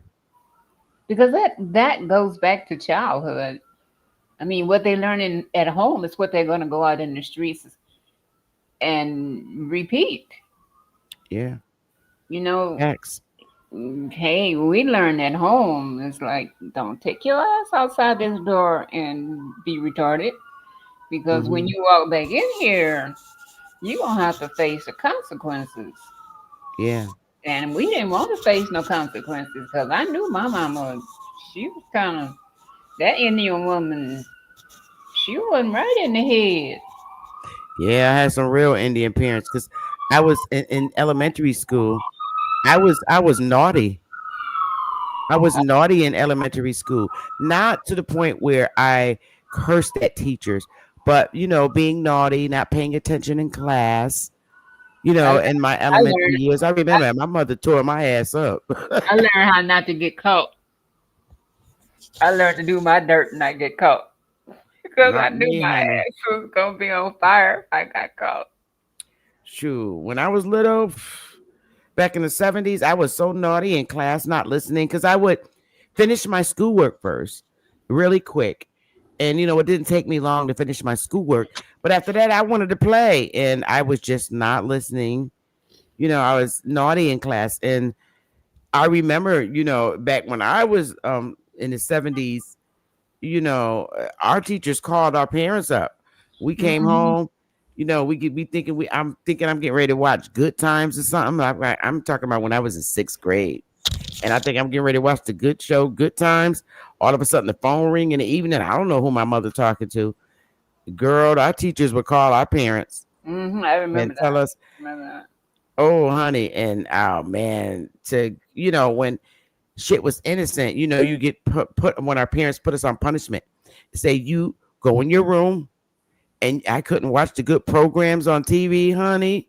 Those was the good old days. But there were Punishment. we had more accountability than we do now.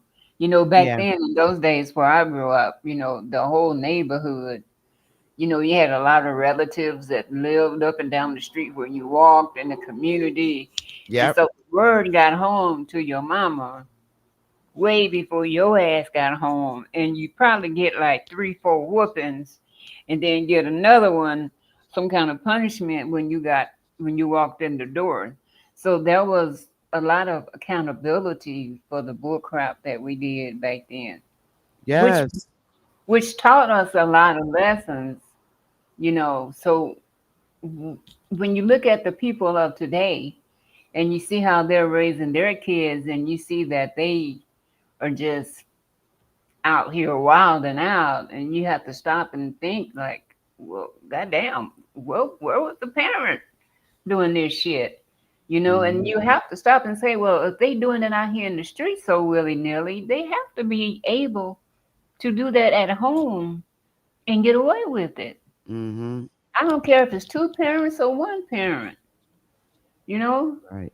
I've come across some stern mothers and some stern fathers that were single parents that didn't let their kids wild out, Right. you know? Because my mama always told us, you are a representative of me. So what you do outside this door represent me, what I allow you to do inside. Right. Yeah. So the accountability factor is very high, you Yeah. know. Yeah. So So it yeah. goes back. It goes back to the household. Whatever they do in school, they're being allowed to do at home. Whatever Facts. they're doing out there in the streets, they are allowed to do that at home. Hmm. So that for that lady that got arrested, I say you were allowing that child to do that at home. Hmm. So Yeah. I have no sympathy for her on that. I Me really either. don't, or no one else, because you can't cry foul. You cannot cry foul when your child is put in jail or when you're put in jail when you as a mother, when that child was little, should have stepped up and put belt to ass Yep. in, or just made them understand that's not acceptable, baby. That's not acceptable. You know? Right.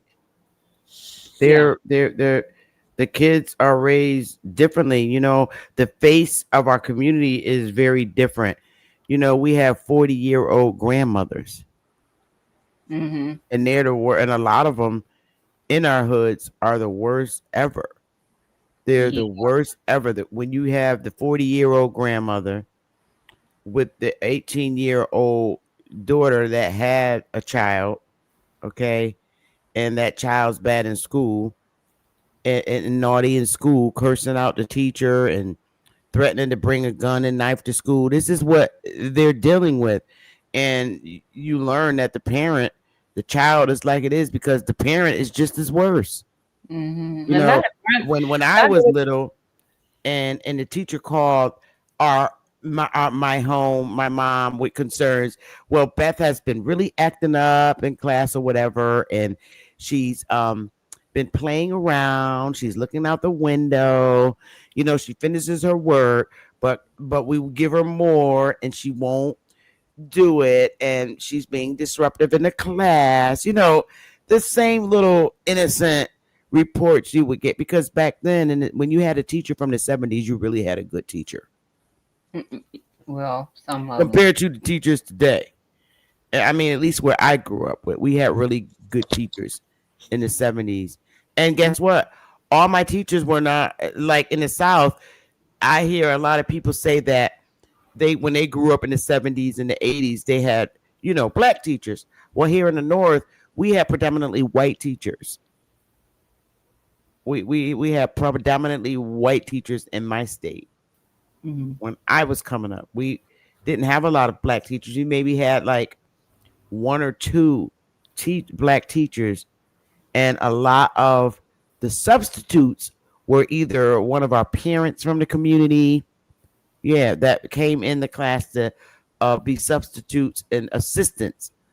Because back then, a lot of our parents did go to the PTA meetings, and I hated those days when it was time to go and get the report card, and the parent came up. Our parent was active, and they was really desperate to go and sit down with our teacher during PTL. Hated those days, and I was like, we're getting ready to go to my class, because my mother had us, and she had to meet different teachers because it was me and my sisters and brothers. And I was like, oh God, it's my turn now. Here they get ready to go see my teacher. Mm-hmm. Why does it be like this?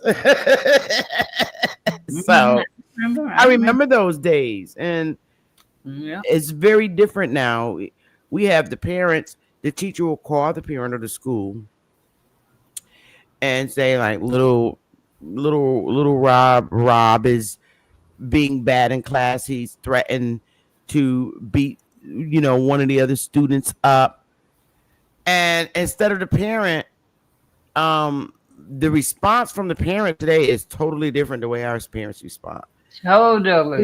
The 40-year-old grandma, whoever's raising the kid, or the 18-year-old mom, well, what the fuck did the kid do to my kid? Because he ain't gonna fucking hit him if I not raise him. I'm like, oh my God.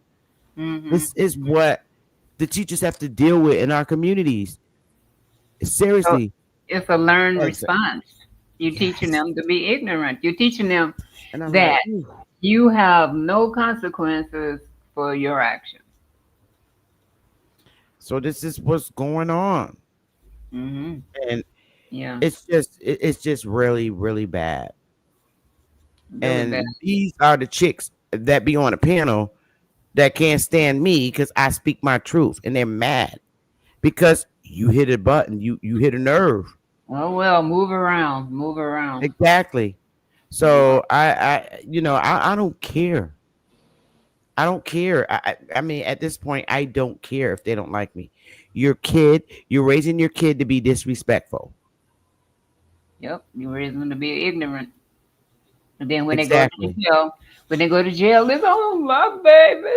They put my And then you get these felons starting little programs, and they're not funded in the community, would call themselves trying to be a father to the fatherless or a father to one of the fathers who got killed in the community. Yeah, that's my boy, Roro's son. Rest in peace. I gotta look out for him. Yeah, but you're raising him to be as shitty as you are.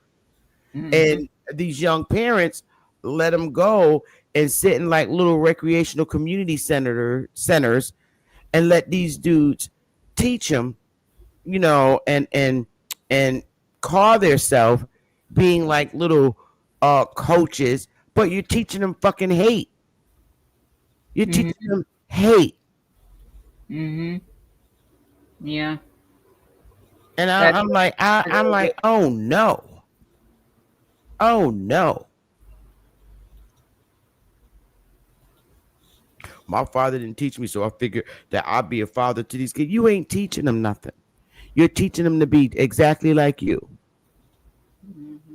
And the women in our community, they're letting them go to these little recreation centers and letting them be a part of this ignorant, crusty feet black dude that's starting a little program. Hell no. Bethany, that picture is hilarious. That Well, it's picture the truth. is They be just walking around. This is what I see. In our community, coming out with the little nasty old feet, talking about, What you the want to hell? be a part, be a councilman. Where the hell did you get that picture of the rusty ass feet?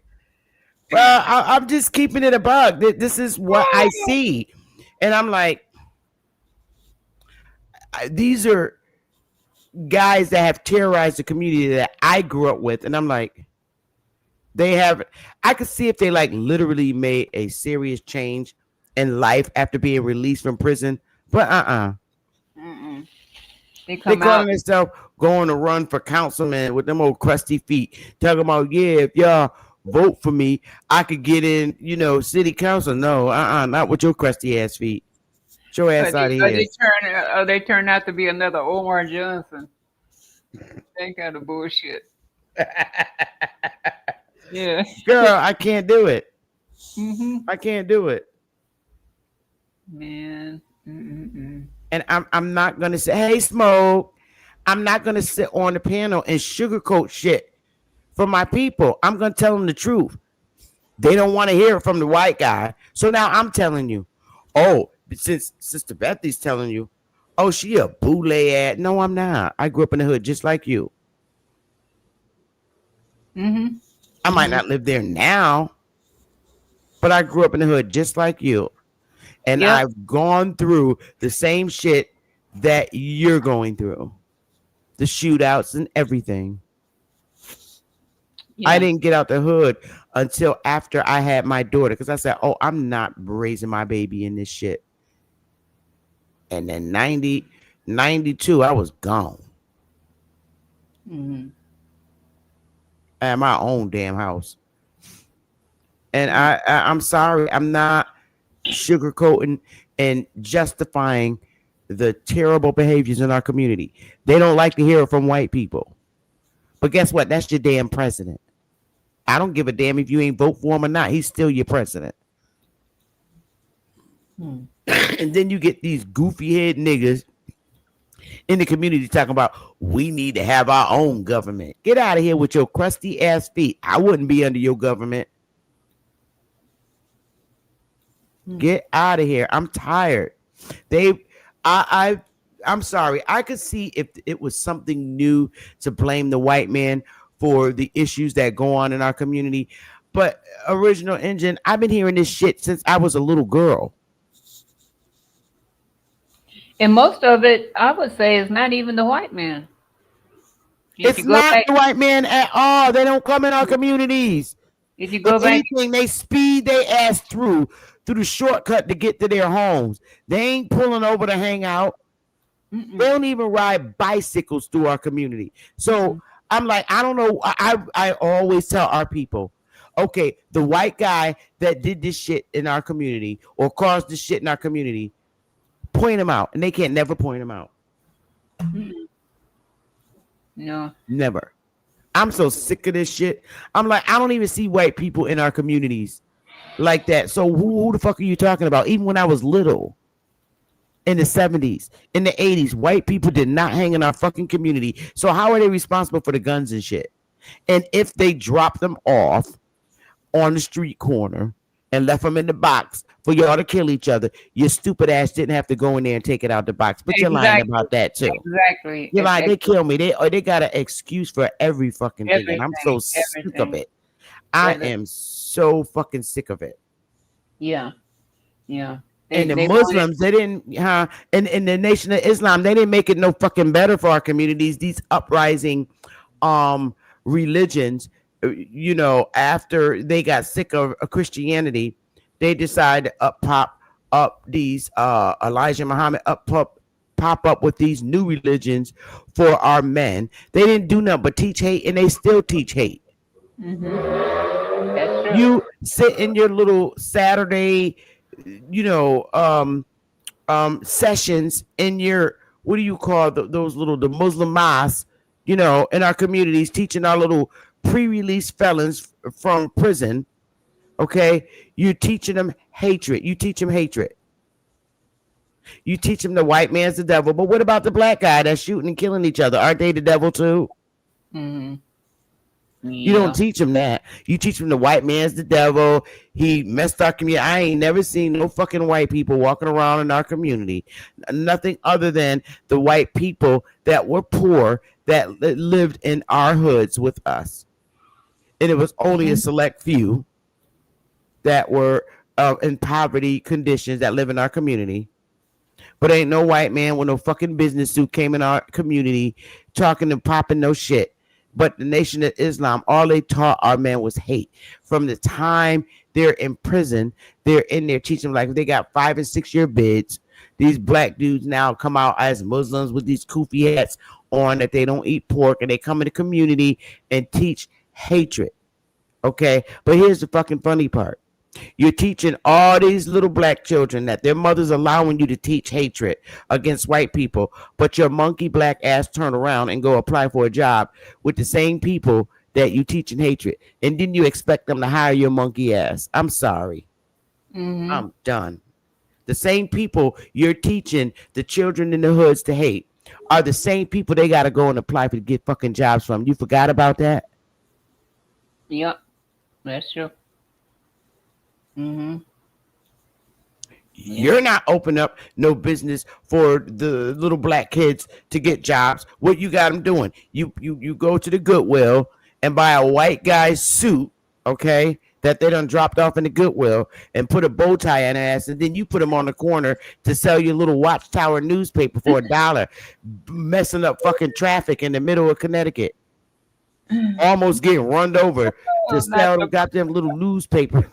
Girl, don't get me started with our community. I'm telling the truth, and they don't like to hear the truth. Right. And their asses is living lovely up in Chicago. Because isn't that where their headquarters is? I'm not going to lie.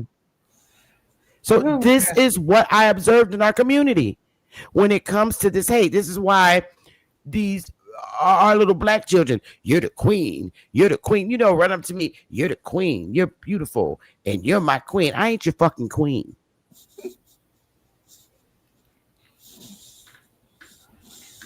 Oh, you work with that white man. You doing? I said, and so the fuck what? I'm getting a paycheck to take care of my family while your goofy ass is standing on the corner giving out these damn little newspapers for $2 for Farrakhan's ass.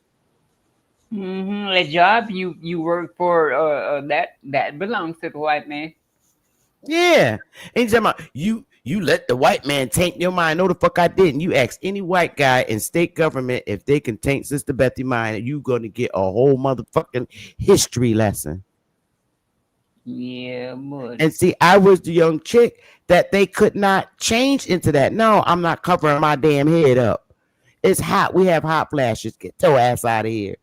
I'm from Connecticut. I'm not from Ali Baghdad country. I'm from here, this soil.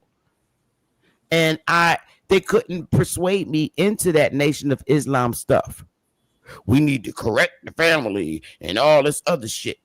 You need to let the man talk. Look, let me tell you something. This nigga ain't lived in my house with no fucking job, and you justify, it don't become just your money. It's you and his money. No, the fucking ain't. When I go to work and I get my paycheck, that's my check.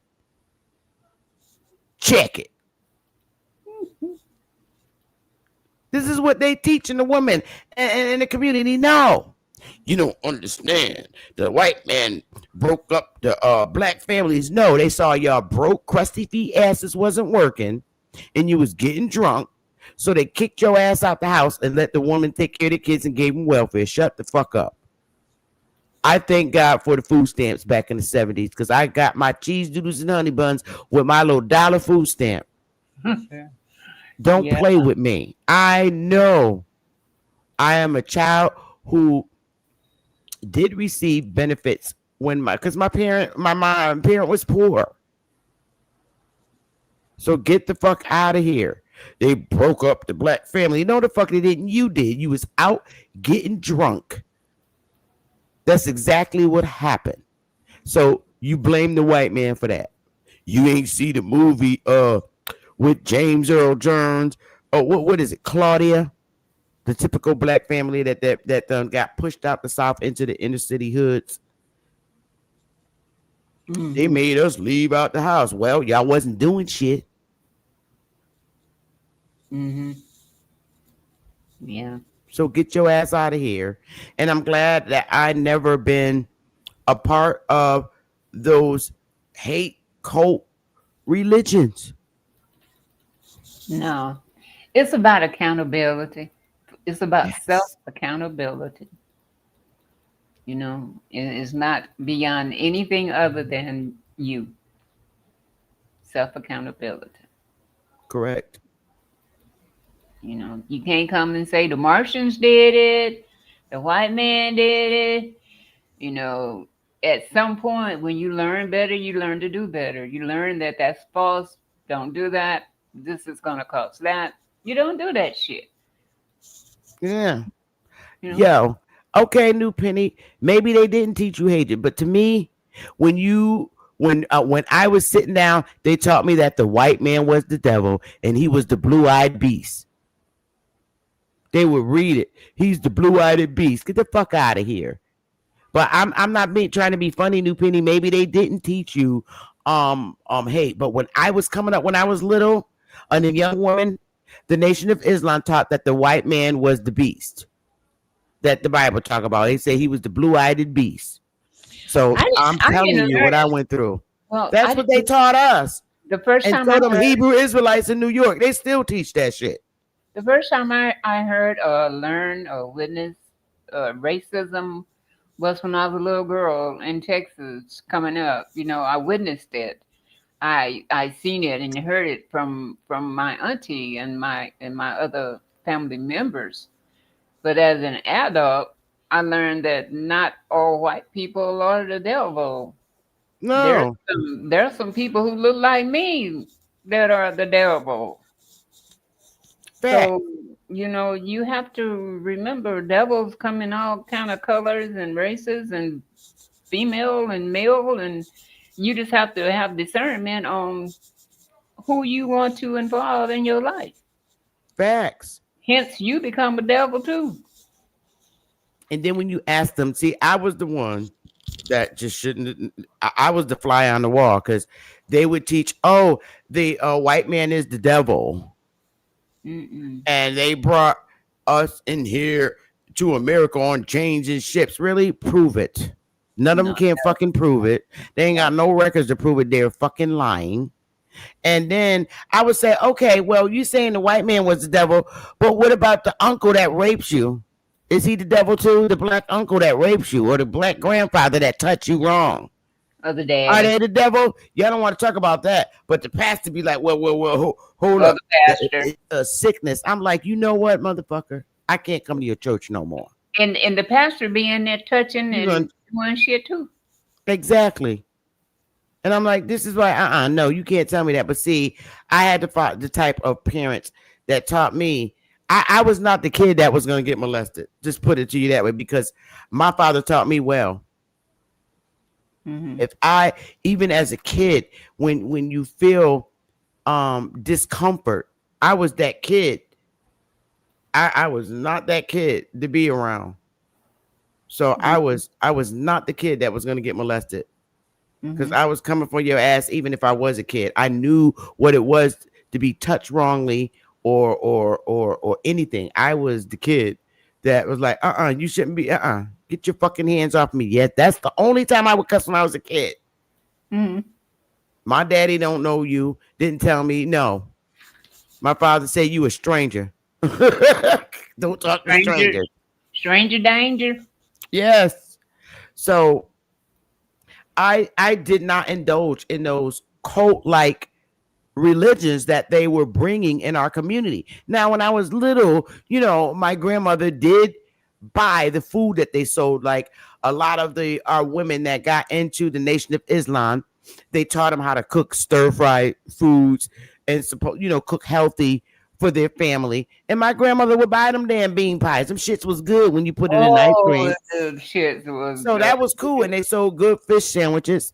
So that was all right. But joining that shit, no, we wasn't going to no cults. Yeah. Because they taught hatred. I joined them for a minute. I ever got my black ass out of there. I was like, oh. Yeah, because you're like, no, wait a minute. She's like, oh. I went and they told me that I needed to wear my dress all the way to my ankles. I said, well, I don't have one of those dresses. Mm-hmm. I mean, that's when I was young, and I was like, oh, hell no, this ain't for me. When you cover your face up with purdy and all that bullshit. It's like, your face is only for me. Cover your face. I said, hell no. My beauty is not meant to be covered up. Where say that at? Mm-hmm. Hell out of here. Yeah. And I'm glad, I had the type of parents and grandparents who didn't indulge in those type of organizations and force it on us. Mm-hmm. So I just knew, I don't know, I came from heaven. I just put it that way, because you couldn't fool my ass. I came from heaven, so I'm telling you who the devil is. Mm-hmm. The devil is the one that's destroying your damn communities with gun violence. How about that? Mm-hmm. And I'm from heaven. Sent from heaven. I'm telling you. I since a little kid has always been the one that asks why, how, well, why is that? How could that possibly be? Could you explain that to me? Yeah. That's just always been who I was. Explain that to me, please. I don't understand that. Because if shit don't make sense, shit don't make sense. I would, even when I was a young woman, and I wasn't indoctrinated, I was really using my common sense. Like when I was 18, 19, 20, they would always talk about this enemy white guy, but they would never point him out. Yeah. Yeah. And I just, oh my God, I just couldn't deal with it. I was just glad. And I believe my ancestors probably just kept me from joining like any religious organizations. Cause I can't be indoctrinated. I'm not. I couldn't be one to be indoctrinated, because I would always ask, just like you, why not? And I'm still like that today. Do you feel all that they ever taught us was hatred in our community, of hatred towards the white people? Fuck out of here. Being now that as an adult and you know a lot about history and what happened to us and the causes of it, can you look back at that and say this was a part of their scheme or their plan to bring, I don't want to say bring the black community down, but a part of their I don't have another way to say it, a part of their trial to destroy us? No. I have to say no. We had, from what I see now, from what I see, no, I don't think that's the case. Because as a child and a young woman, I saw the arrogance in my parents, and I saw why they they acted the way they act. I mean, I just don't feel that white people are the cause of the issues in our community. Because even when I was in sixth grade, um, I asked my mother questions, and she would gossip on the phone with her girlfriends. You know, we listening and eavesdropping, Mhm. and they would have these conversations at the kitchen table. And I would ask questions. You know, I would question things, and Mhm. you had the child in the hood whose both parents worked, and they got the nice new school clothes. Well, that's because their parents work. And I couldn't never understand my mother's excuse for not working. I'm like, well, we're not getting new school clothes because in our head, she's not working. But my friend next door that lives in the apartment next door, both of her parents work. Why? I couldn't understand why my mother wouldn't work. And the excuse couldn't be because she needed to be home and watch us because we was big as hell. We knew not you would go out to the club and leave us home by ourselves and tell us don't answer that damn door or that phone for nobody. Mhm. And we went to school and we had our key around our neck. Each one of us had a key to the house. And we wore the key around our neck to let ourselves in when we got home from school. Mhm. So why your ass couldn't work? So I at guess you you didn't want know, to. yeah, when I was little, I would say things like, I ain't never gonna let my kid ask permission to get something out the refrigerator. I hated my childhood. I did. Could it be your father didn't want her to work? Hell no. We got 12 kids. Oh, never mind. He My was bad. working. My father was a fireman and a barber. He got 12 kids. He thought he was Moses. He was Oh, horrible shit. with the Muslim shit Oh, until he woke up and smelled the coffee and got tired of saying he ain't standing on no corner passing out no damn final call newspaper in the cold. So he quit. The Nation of Islam quit. well, yeah. Yeah. So when I was little, I always, I guess back in I want to say prior to the 60s, little kids would say, when I grow up, I want to be just like my mom. Not me. I did not say that. I was like, when I grow up, I do not want to be anything like her. And I wasn't. Nothing Me like her. too. I didn't want to be Well, like I don't want to be anybody. like you. I didn't want to be Hell like no. people I knew in my family. No, because You're I not going to seen grow the up being like you. underlying issue. Because I would always ask, well, why you do that like that? Well, how is that possible? Why I used to you? get mad at my parents because you talking about my white teacher, but she's sitting down teaching. A lot of us liked our little teachers, and then you hear, your parents, while you in the room or whatever, you could hear because my mother got the biggest mouth like me. Mhm. I don't give about that old white bitch. Why are you calling her that? She's my teacher. So I knew when I was little, I didn't want to be like that. Mhm. The fuck, I hate it. I couldn't wait to be an adult and get out. And I left home. When I got out of high school, I was gone and never looked back. I graduated from high school and knock on wood to this day, I never had to come back home to live. Never. I didn't go back to live either. I went I back was to like, hell visit. no. I went back to visit, but still to this day, they say, Hmm. "When you coming back?" I'm like, never. I gave her a high school diploma. I said, you wanted me to graduate from high school? Here's my high school diploma. I I need moved. that. Yeah. The day of graduation, I left home and I never went back. I couldn't wait to get away from them because our parents were the problem. They were the problem, and they held us back from things. They thought the schools gave us too much homework. No, the fuck they didn't. You know, and I just said, when I grow up, I will not be like this to my daughter. Now, my daughter is very multicultural. She's just like me. She's multicultural. She don't look at people in a racist manner.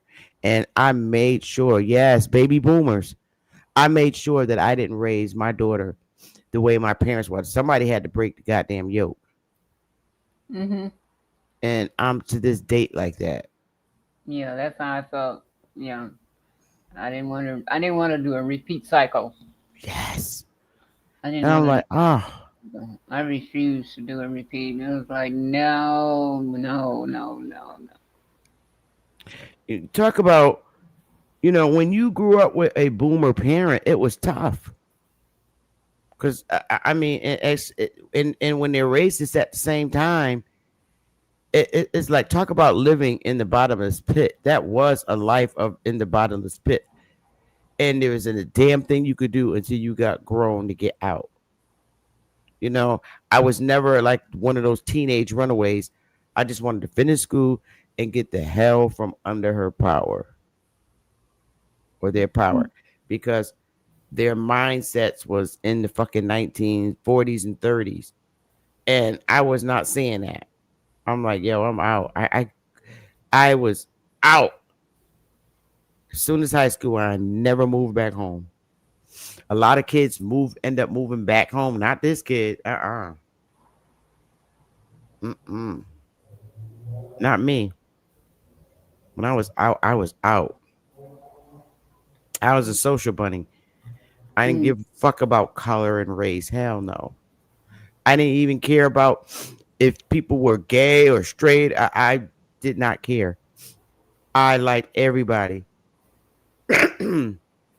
I could not live by the old-fashioned way because that's what was holding them back. Their mindsets never left them days. Just not like now when you look across YouTube, these fucking talking points. It's time periods that they wasn't even fucking here. And they're acting like this shit is going on today. And because a white guy is sending help in the communities to demolish this shit, they got attitudes. I'm like, get your ass out of here. Yeah, I think that they don't want them to bring help because they want to continue to do the bullshit that they're doing. Facts. That's exactly what it is. Mm-hmm. That's exactly what it is. I wanted to stop. So when I see a National Guard, I'm saluting their ass and keep them going about my business.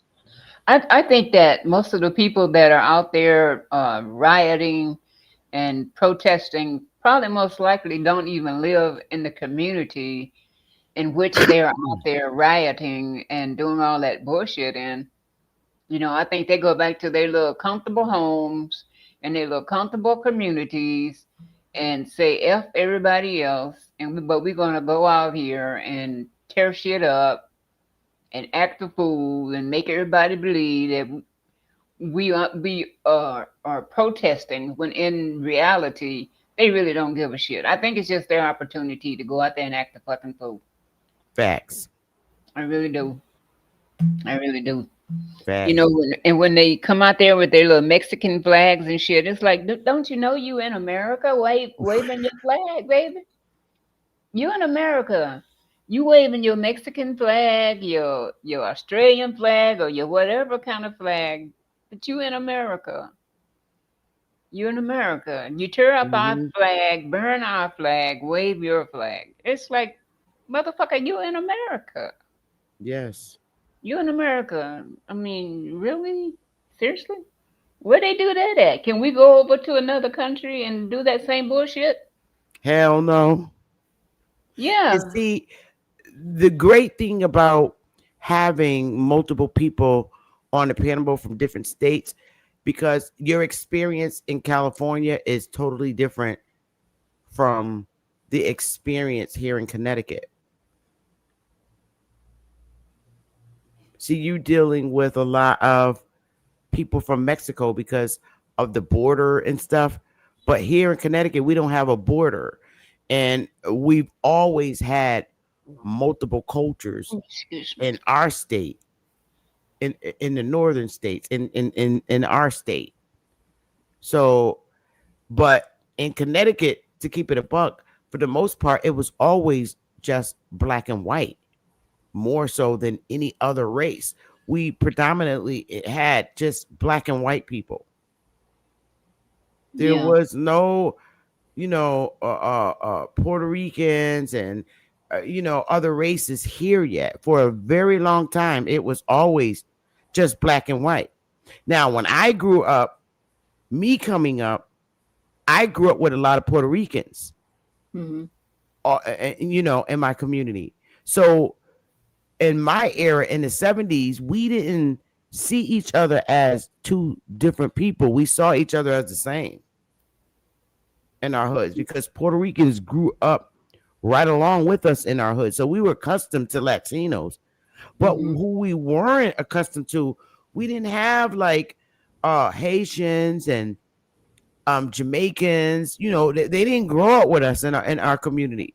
So I didn't learn about who a Jamaican was until I moved to the city of Hartford. Cause see, I grew up in Bridgeport, and I thought they were Africans. I didn't know, with British accents. I didn't know. I had to learn. So even though I grew up in the hood, we were a closed hood, very closed. We never really left our hoods and ventured out. Mhm. So it's the experience you have in California is different. So you will see a lot of Mexican immigrants from where you are, and people like in Texas. Here we don't have those borders. They actually come in through New York. Mhm. The sanctuary city. Right, they come in through New York, but for the most part, they stayed in New York and on the island territory. Mm. So, yeah. So it's I understand why a lot of folks like yourselves yell Mexico immigrants, because of your borders. We don't have those borders here. And I really wouldn't mind the borders if they came over here with respect and good intentions. Mm-hmm. I wouldn't give a damn if they came over. If you come over with good intentions and respect, like I would give to you, I wouldn't give a damn where you came from. Mm. And that's a fact. I mean, yeah, you come in to take resources like jobs and whatever else, but that's because obviously that you need it. But I'm not so hardened that I say no one from no other country come over here, because we migrate and go to other countries. So you can't say we can send our people over there, but we don't want you to come over here. But then the flip side of that is the amount of people that come. So there's kind of a give and take in that at the same time. But I understand trying to get away from the shit that most of them are getting away from. What I don't understand is the disrespect. What I don't understand is the robbery and the killing. That's where I have a problem in the whole migration of immigrants coming over. And Mm. yeah, they're taking some jobs away. And that's a whole nother topic for another day. No, we could talk about that because see, like I said, you have a different experience with immigrants, whereas here, where I am, we don't have immigrant crime in Connecticut. If anything, yes, we have immigrants that don't speak English yet, but they're come over here to work. They don't come over. They're not in Connecticut being the way that you're stating that they're being where you are. They literally come here with their families and want to work and make decent income to take care of their families, both parents in the household with the baby. See, it's different for you where you are. And I witnessed that. We don't And have that pleasure. and then we have our people who complain, oh, they're coming over here to take our damn jobs. First of all, you still sitting in the house. You don't Mhm. want the job in McDonald's. You don't want the job in Wendy's. You don't want the job in Subway to be a manager. You Yeah, don't want those that's jobs. why I say That's I why they're don't there have to a take it. So you problem can't with that. complain if your ass is not filling out applications to get those jobs. Yet Mhm. you sitting your ass home on Section 8 benefits, paying $17 a month rent, and complaining about immigrants getting jobs in Connecticut. Girl, that's liquor talk. Because you're Yeah. not going to fill out job applications to become a manager in Subway. So you're angry because you see people from India and other countries in those positions now because y'all don't want them. Wait, And did then you when you see that do white get them, lady? Did you see huh? that white lady that got online and say, "Well, who's going to pick our crops now? We need somebody to go out there and pick our crops." I was like, "Bitch, are you serious? You actually got your funky ass online and said that? You know we hear That, you and see you, but right?" that's how it always was, voluntary servitude. So they do like doing that kind of work. If they're coming from South America, they're accustomed to doing that kind of work. And those are the jobs that they go for. So a lot of our people don't want to do those jobs. So they get mad when the immigrants come over here and do them. You're Yeah. not raising your kids to go fill out job applications to work in them same places. So I just have a hard time relating with our people when they say they're taking our job, but it's a different experience in where you are because in your country you can substantiate what's going on. You're seeing immigrants coming in doing crimes and rape and the things that Trump talk about. So it's hard for me to see it on my end because that's not what they're doing here in Connecticut. They're literally working and making honest incomes. Yeah. But in other states, they're talking about how these immigrants are doing these things. Mhm. Yeah, and they're doing it in your face with pride, not giving a shit, Mm. not giving The two shit. experience is different here in Mhm. Connecticut. Yeah. And they're actually very nice, the men and women, because I've come across a lot of immigrants that I know that they're newly immigrants because they don't speak English. But I help them because, and they tell me, oh, no English. So I try, they're looking for specific stuff and they'll show me their cell phone and then I'll explain it to them and then they get it to the best of my ability. Mhm. So I haven't had any bad encounters. And I do know that they're immigrant because of the simple fact they do not speak English. A lot of them don't. And a lot of them work in like McDonald's and Wendy's and the big chain restaurants. And they do like the maintenance and porter work, Yeah. but they don't speak English. It's because they could do the job. And the good thing is they do have people in there that speak their languages in those different franchises. So that helps them a lot too. Mhm. Yeah. Yeah. So we It is have. a tough cookie to balance. It's a very tough cookie to balance, you know, and trying to keep it in perspective. It's like, okay, yeah, trying to keep bullshit in perspective and keep it at bay from you, or yeah. Okay, so President 48 United States, the U.S. National Guard in the inner cities is just a temporary band-aid, not the solution or permanent fix of anything in the future of society. Well, I get that, but at least something is being done to we understand that it's a temporary band-aid, but Mm-hmm. it's so out of control that it's something that needs to be done. And if it takes locking up these people so that we can plan for the futures, then so be it. But that's what we're hoping for, to get Yeah. them off the streets. If they're carrying illegal weapons or having weapons they're not supposed to have, getting them out their hands and locking their asses up so that we could plan. And when they come out, they're going to deal with zero tolerance because the face of our communities are changing. Be So it 2 years, I be it do 4 understand. years, Yeah. it's At least still a something being break. done. Still a dank on break from that same old BS that we're used to having and seeing. Right. I don't have a problem with being under martial law because I understand what it is. Like I said, we'll be allowed to go out to the grocery store as long as I can go to the grocery store to get groceries and go down to the gas station or to get my coffee or whatever I'm gonna get. I'm fine with that until they fix the problems in our community. But I don't think it's gonna get to that point. I don't think we're gonna get to that point.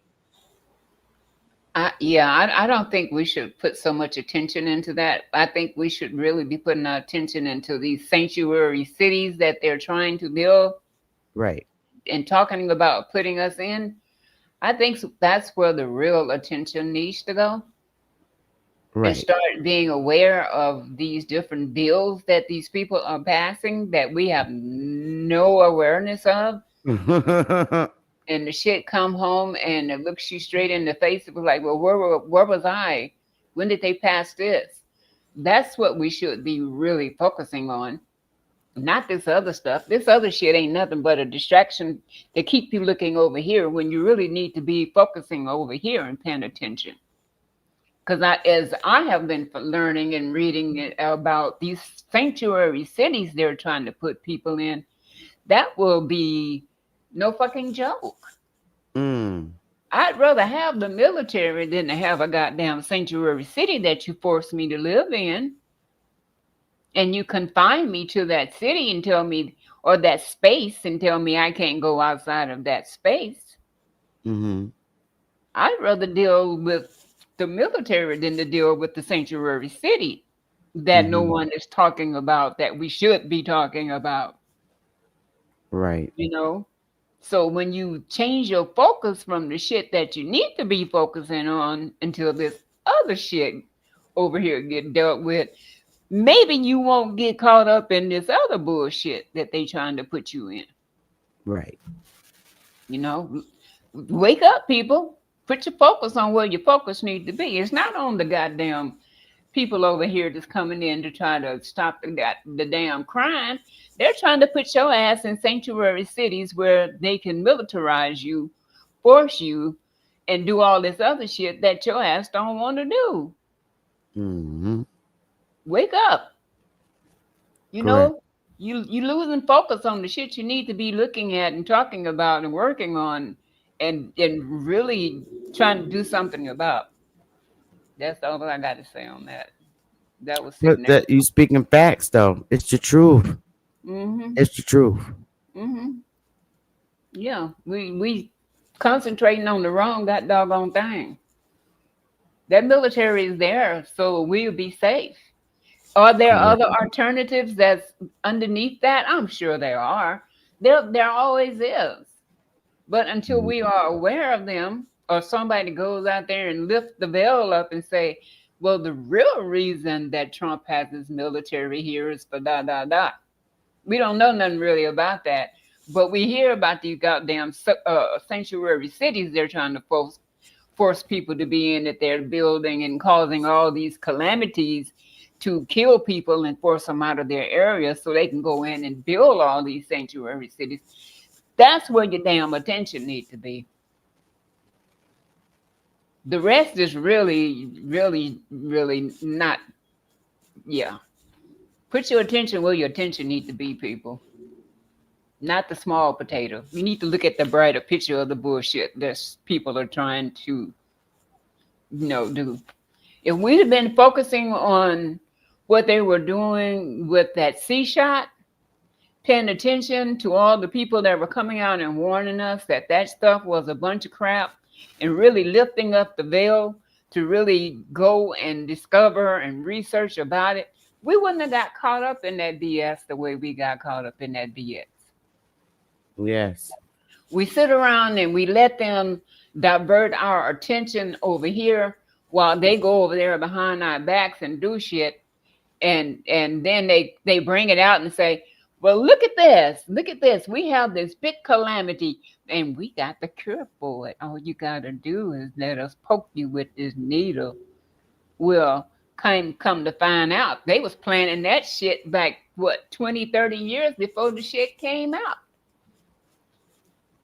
So if you really want to talk about shit, talk about the shit that you ain't that you not seeing or not paying attention to that you need to be paying attention to. That's my 2 cents. Well, that 2 cents is right though. Mm-hmm. Yeah. But anyway, I've been on almost 3 hours, and I'm glad to be back. And I'm not gonna stop. I'm really Yeah, not. don't stop. Don't stop. Please And don't stop. I'm gonna keep covering, I you don't know, care different how things that's many going on. ignorant. I don't care how many ignorant people come on your panel. Those people are sent there to distract, to divide. They come to try to make us distracted. And another one of them, you go look over here while you need to be looking over there kind of situations. Facts.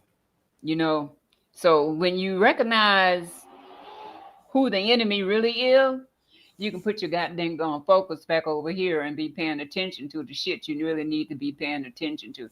The rest ain't nothing but a bunch of bullshit. Facts. Mhm. Facts. Mhm. That's a fact. That's true. We grown now. We grown now, and we have enough discernment to see the BS from the rest of the bullshit and say, no, I don't want. Nope, that ain't nothing but a distraction. Let me over here and pay attention to shit I need to be paying attention to. So when they come to you with that other stuff, you be like, yeah, I seen your monkey ass coming, but we got something for you. Yeah. That's it, and that's all, folks. I gotta go. Talk to y'all later. I hope Yep. everybody have You a know? great weekend. I hope y'all have a great weekend and drink lots of water and all this heat. Girl, I'm about to melt. I'm gonna go Yeah, take it a is. So Yeah. I'm gonna get out of here too. I've been on for 3 hours, but I'll let everybody, speak amongst yourselves in the chat. That's completely fine. And y'all enjoy the rest of your day. Enjoy your day. Love y'all. I'm out. Peace out, everybody.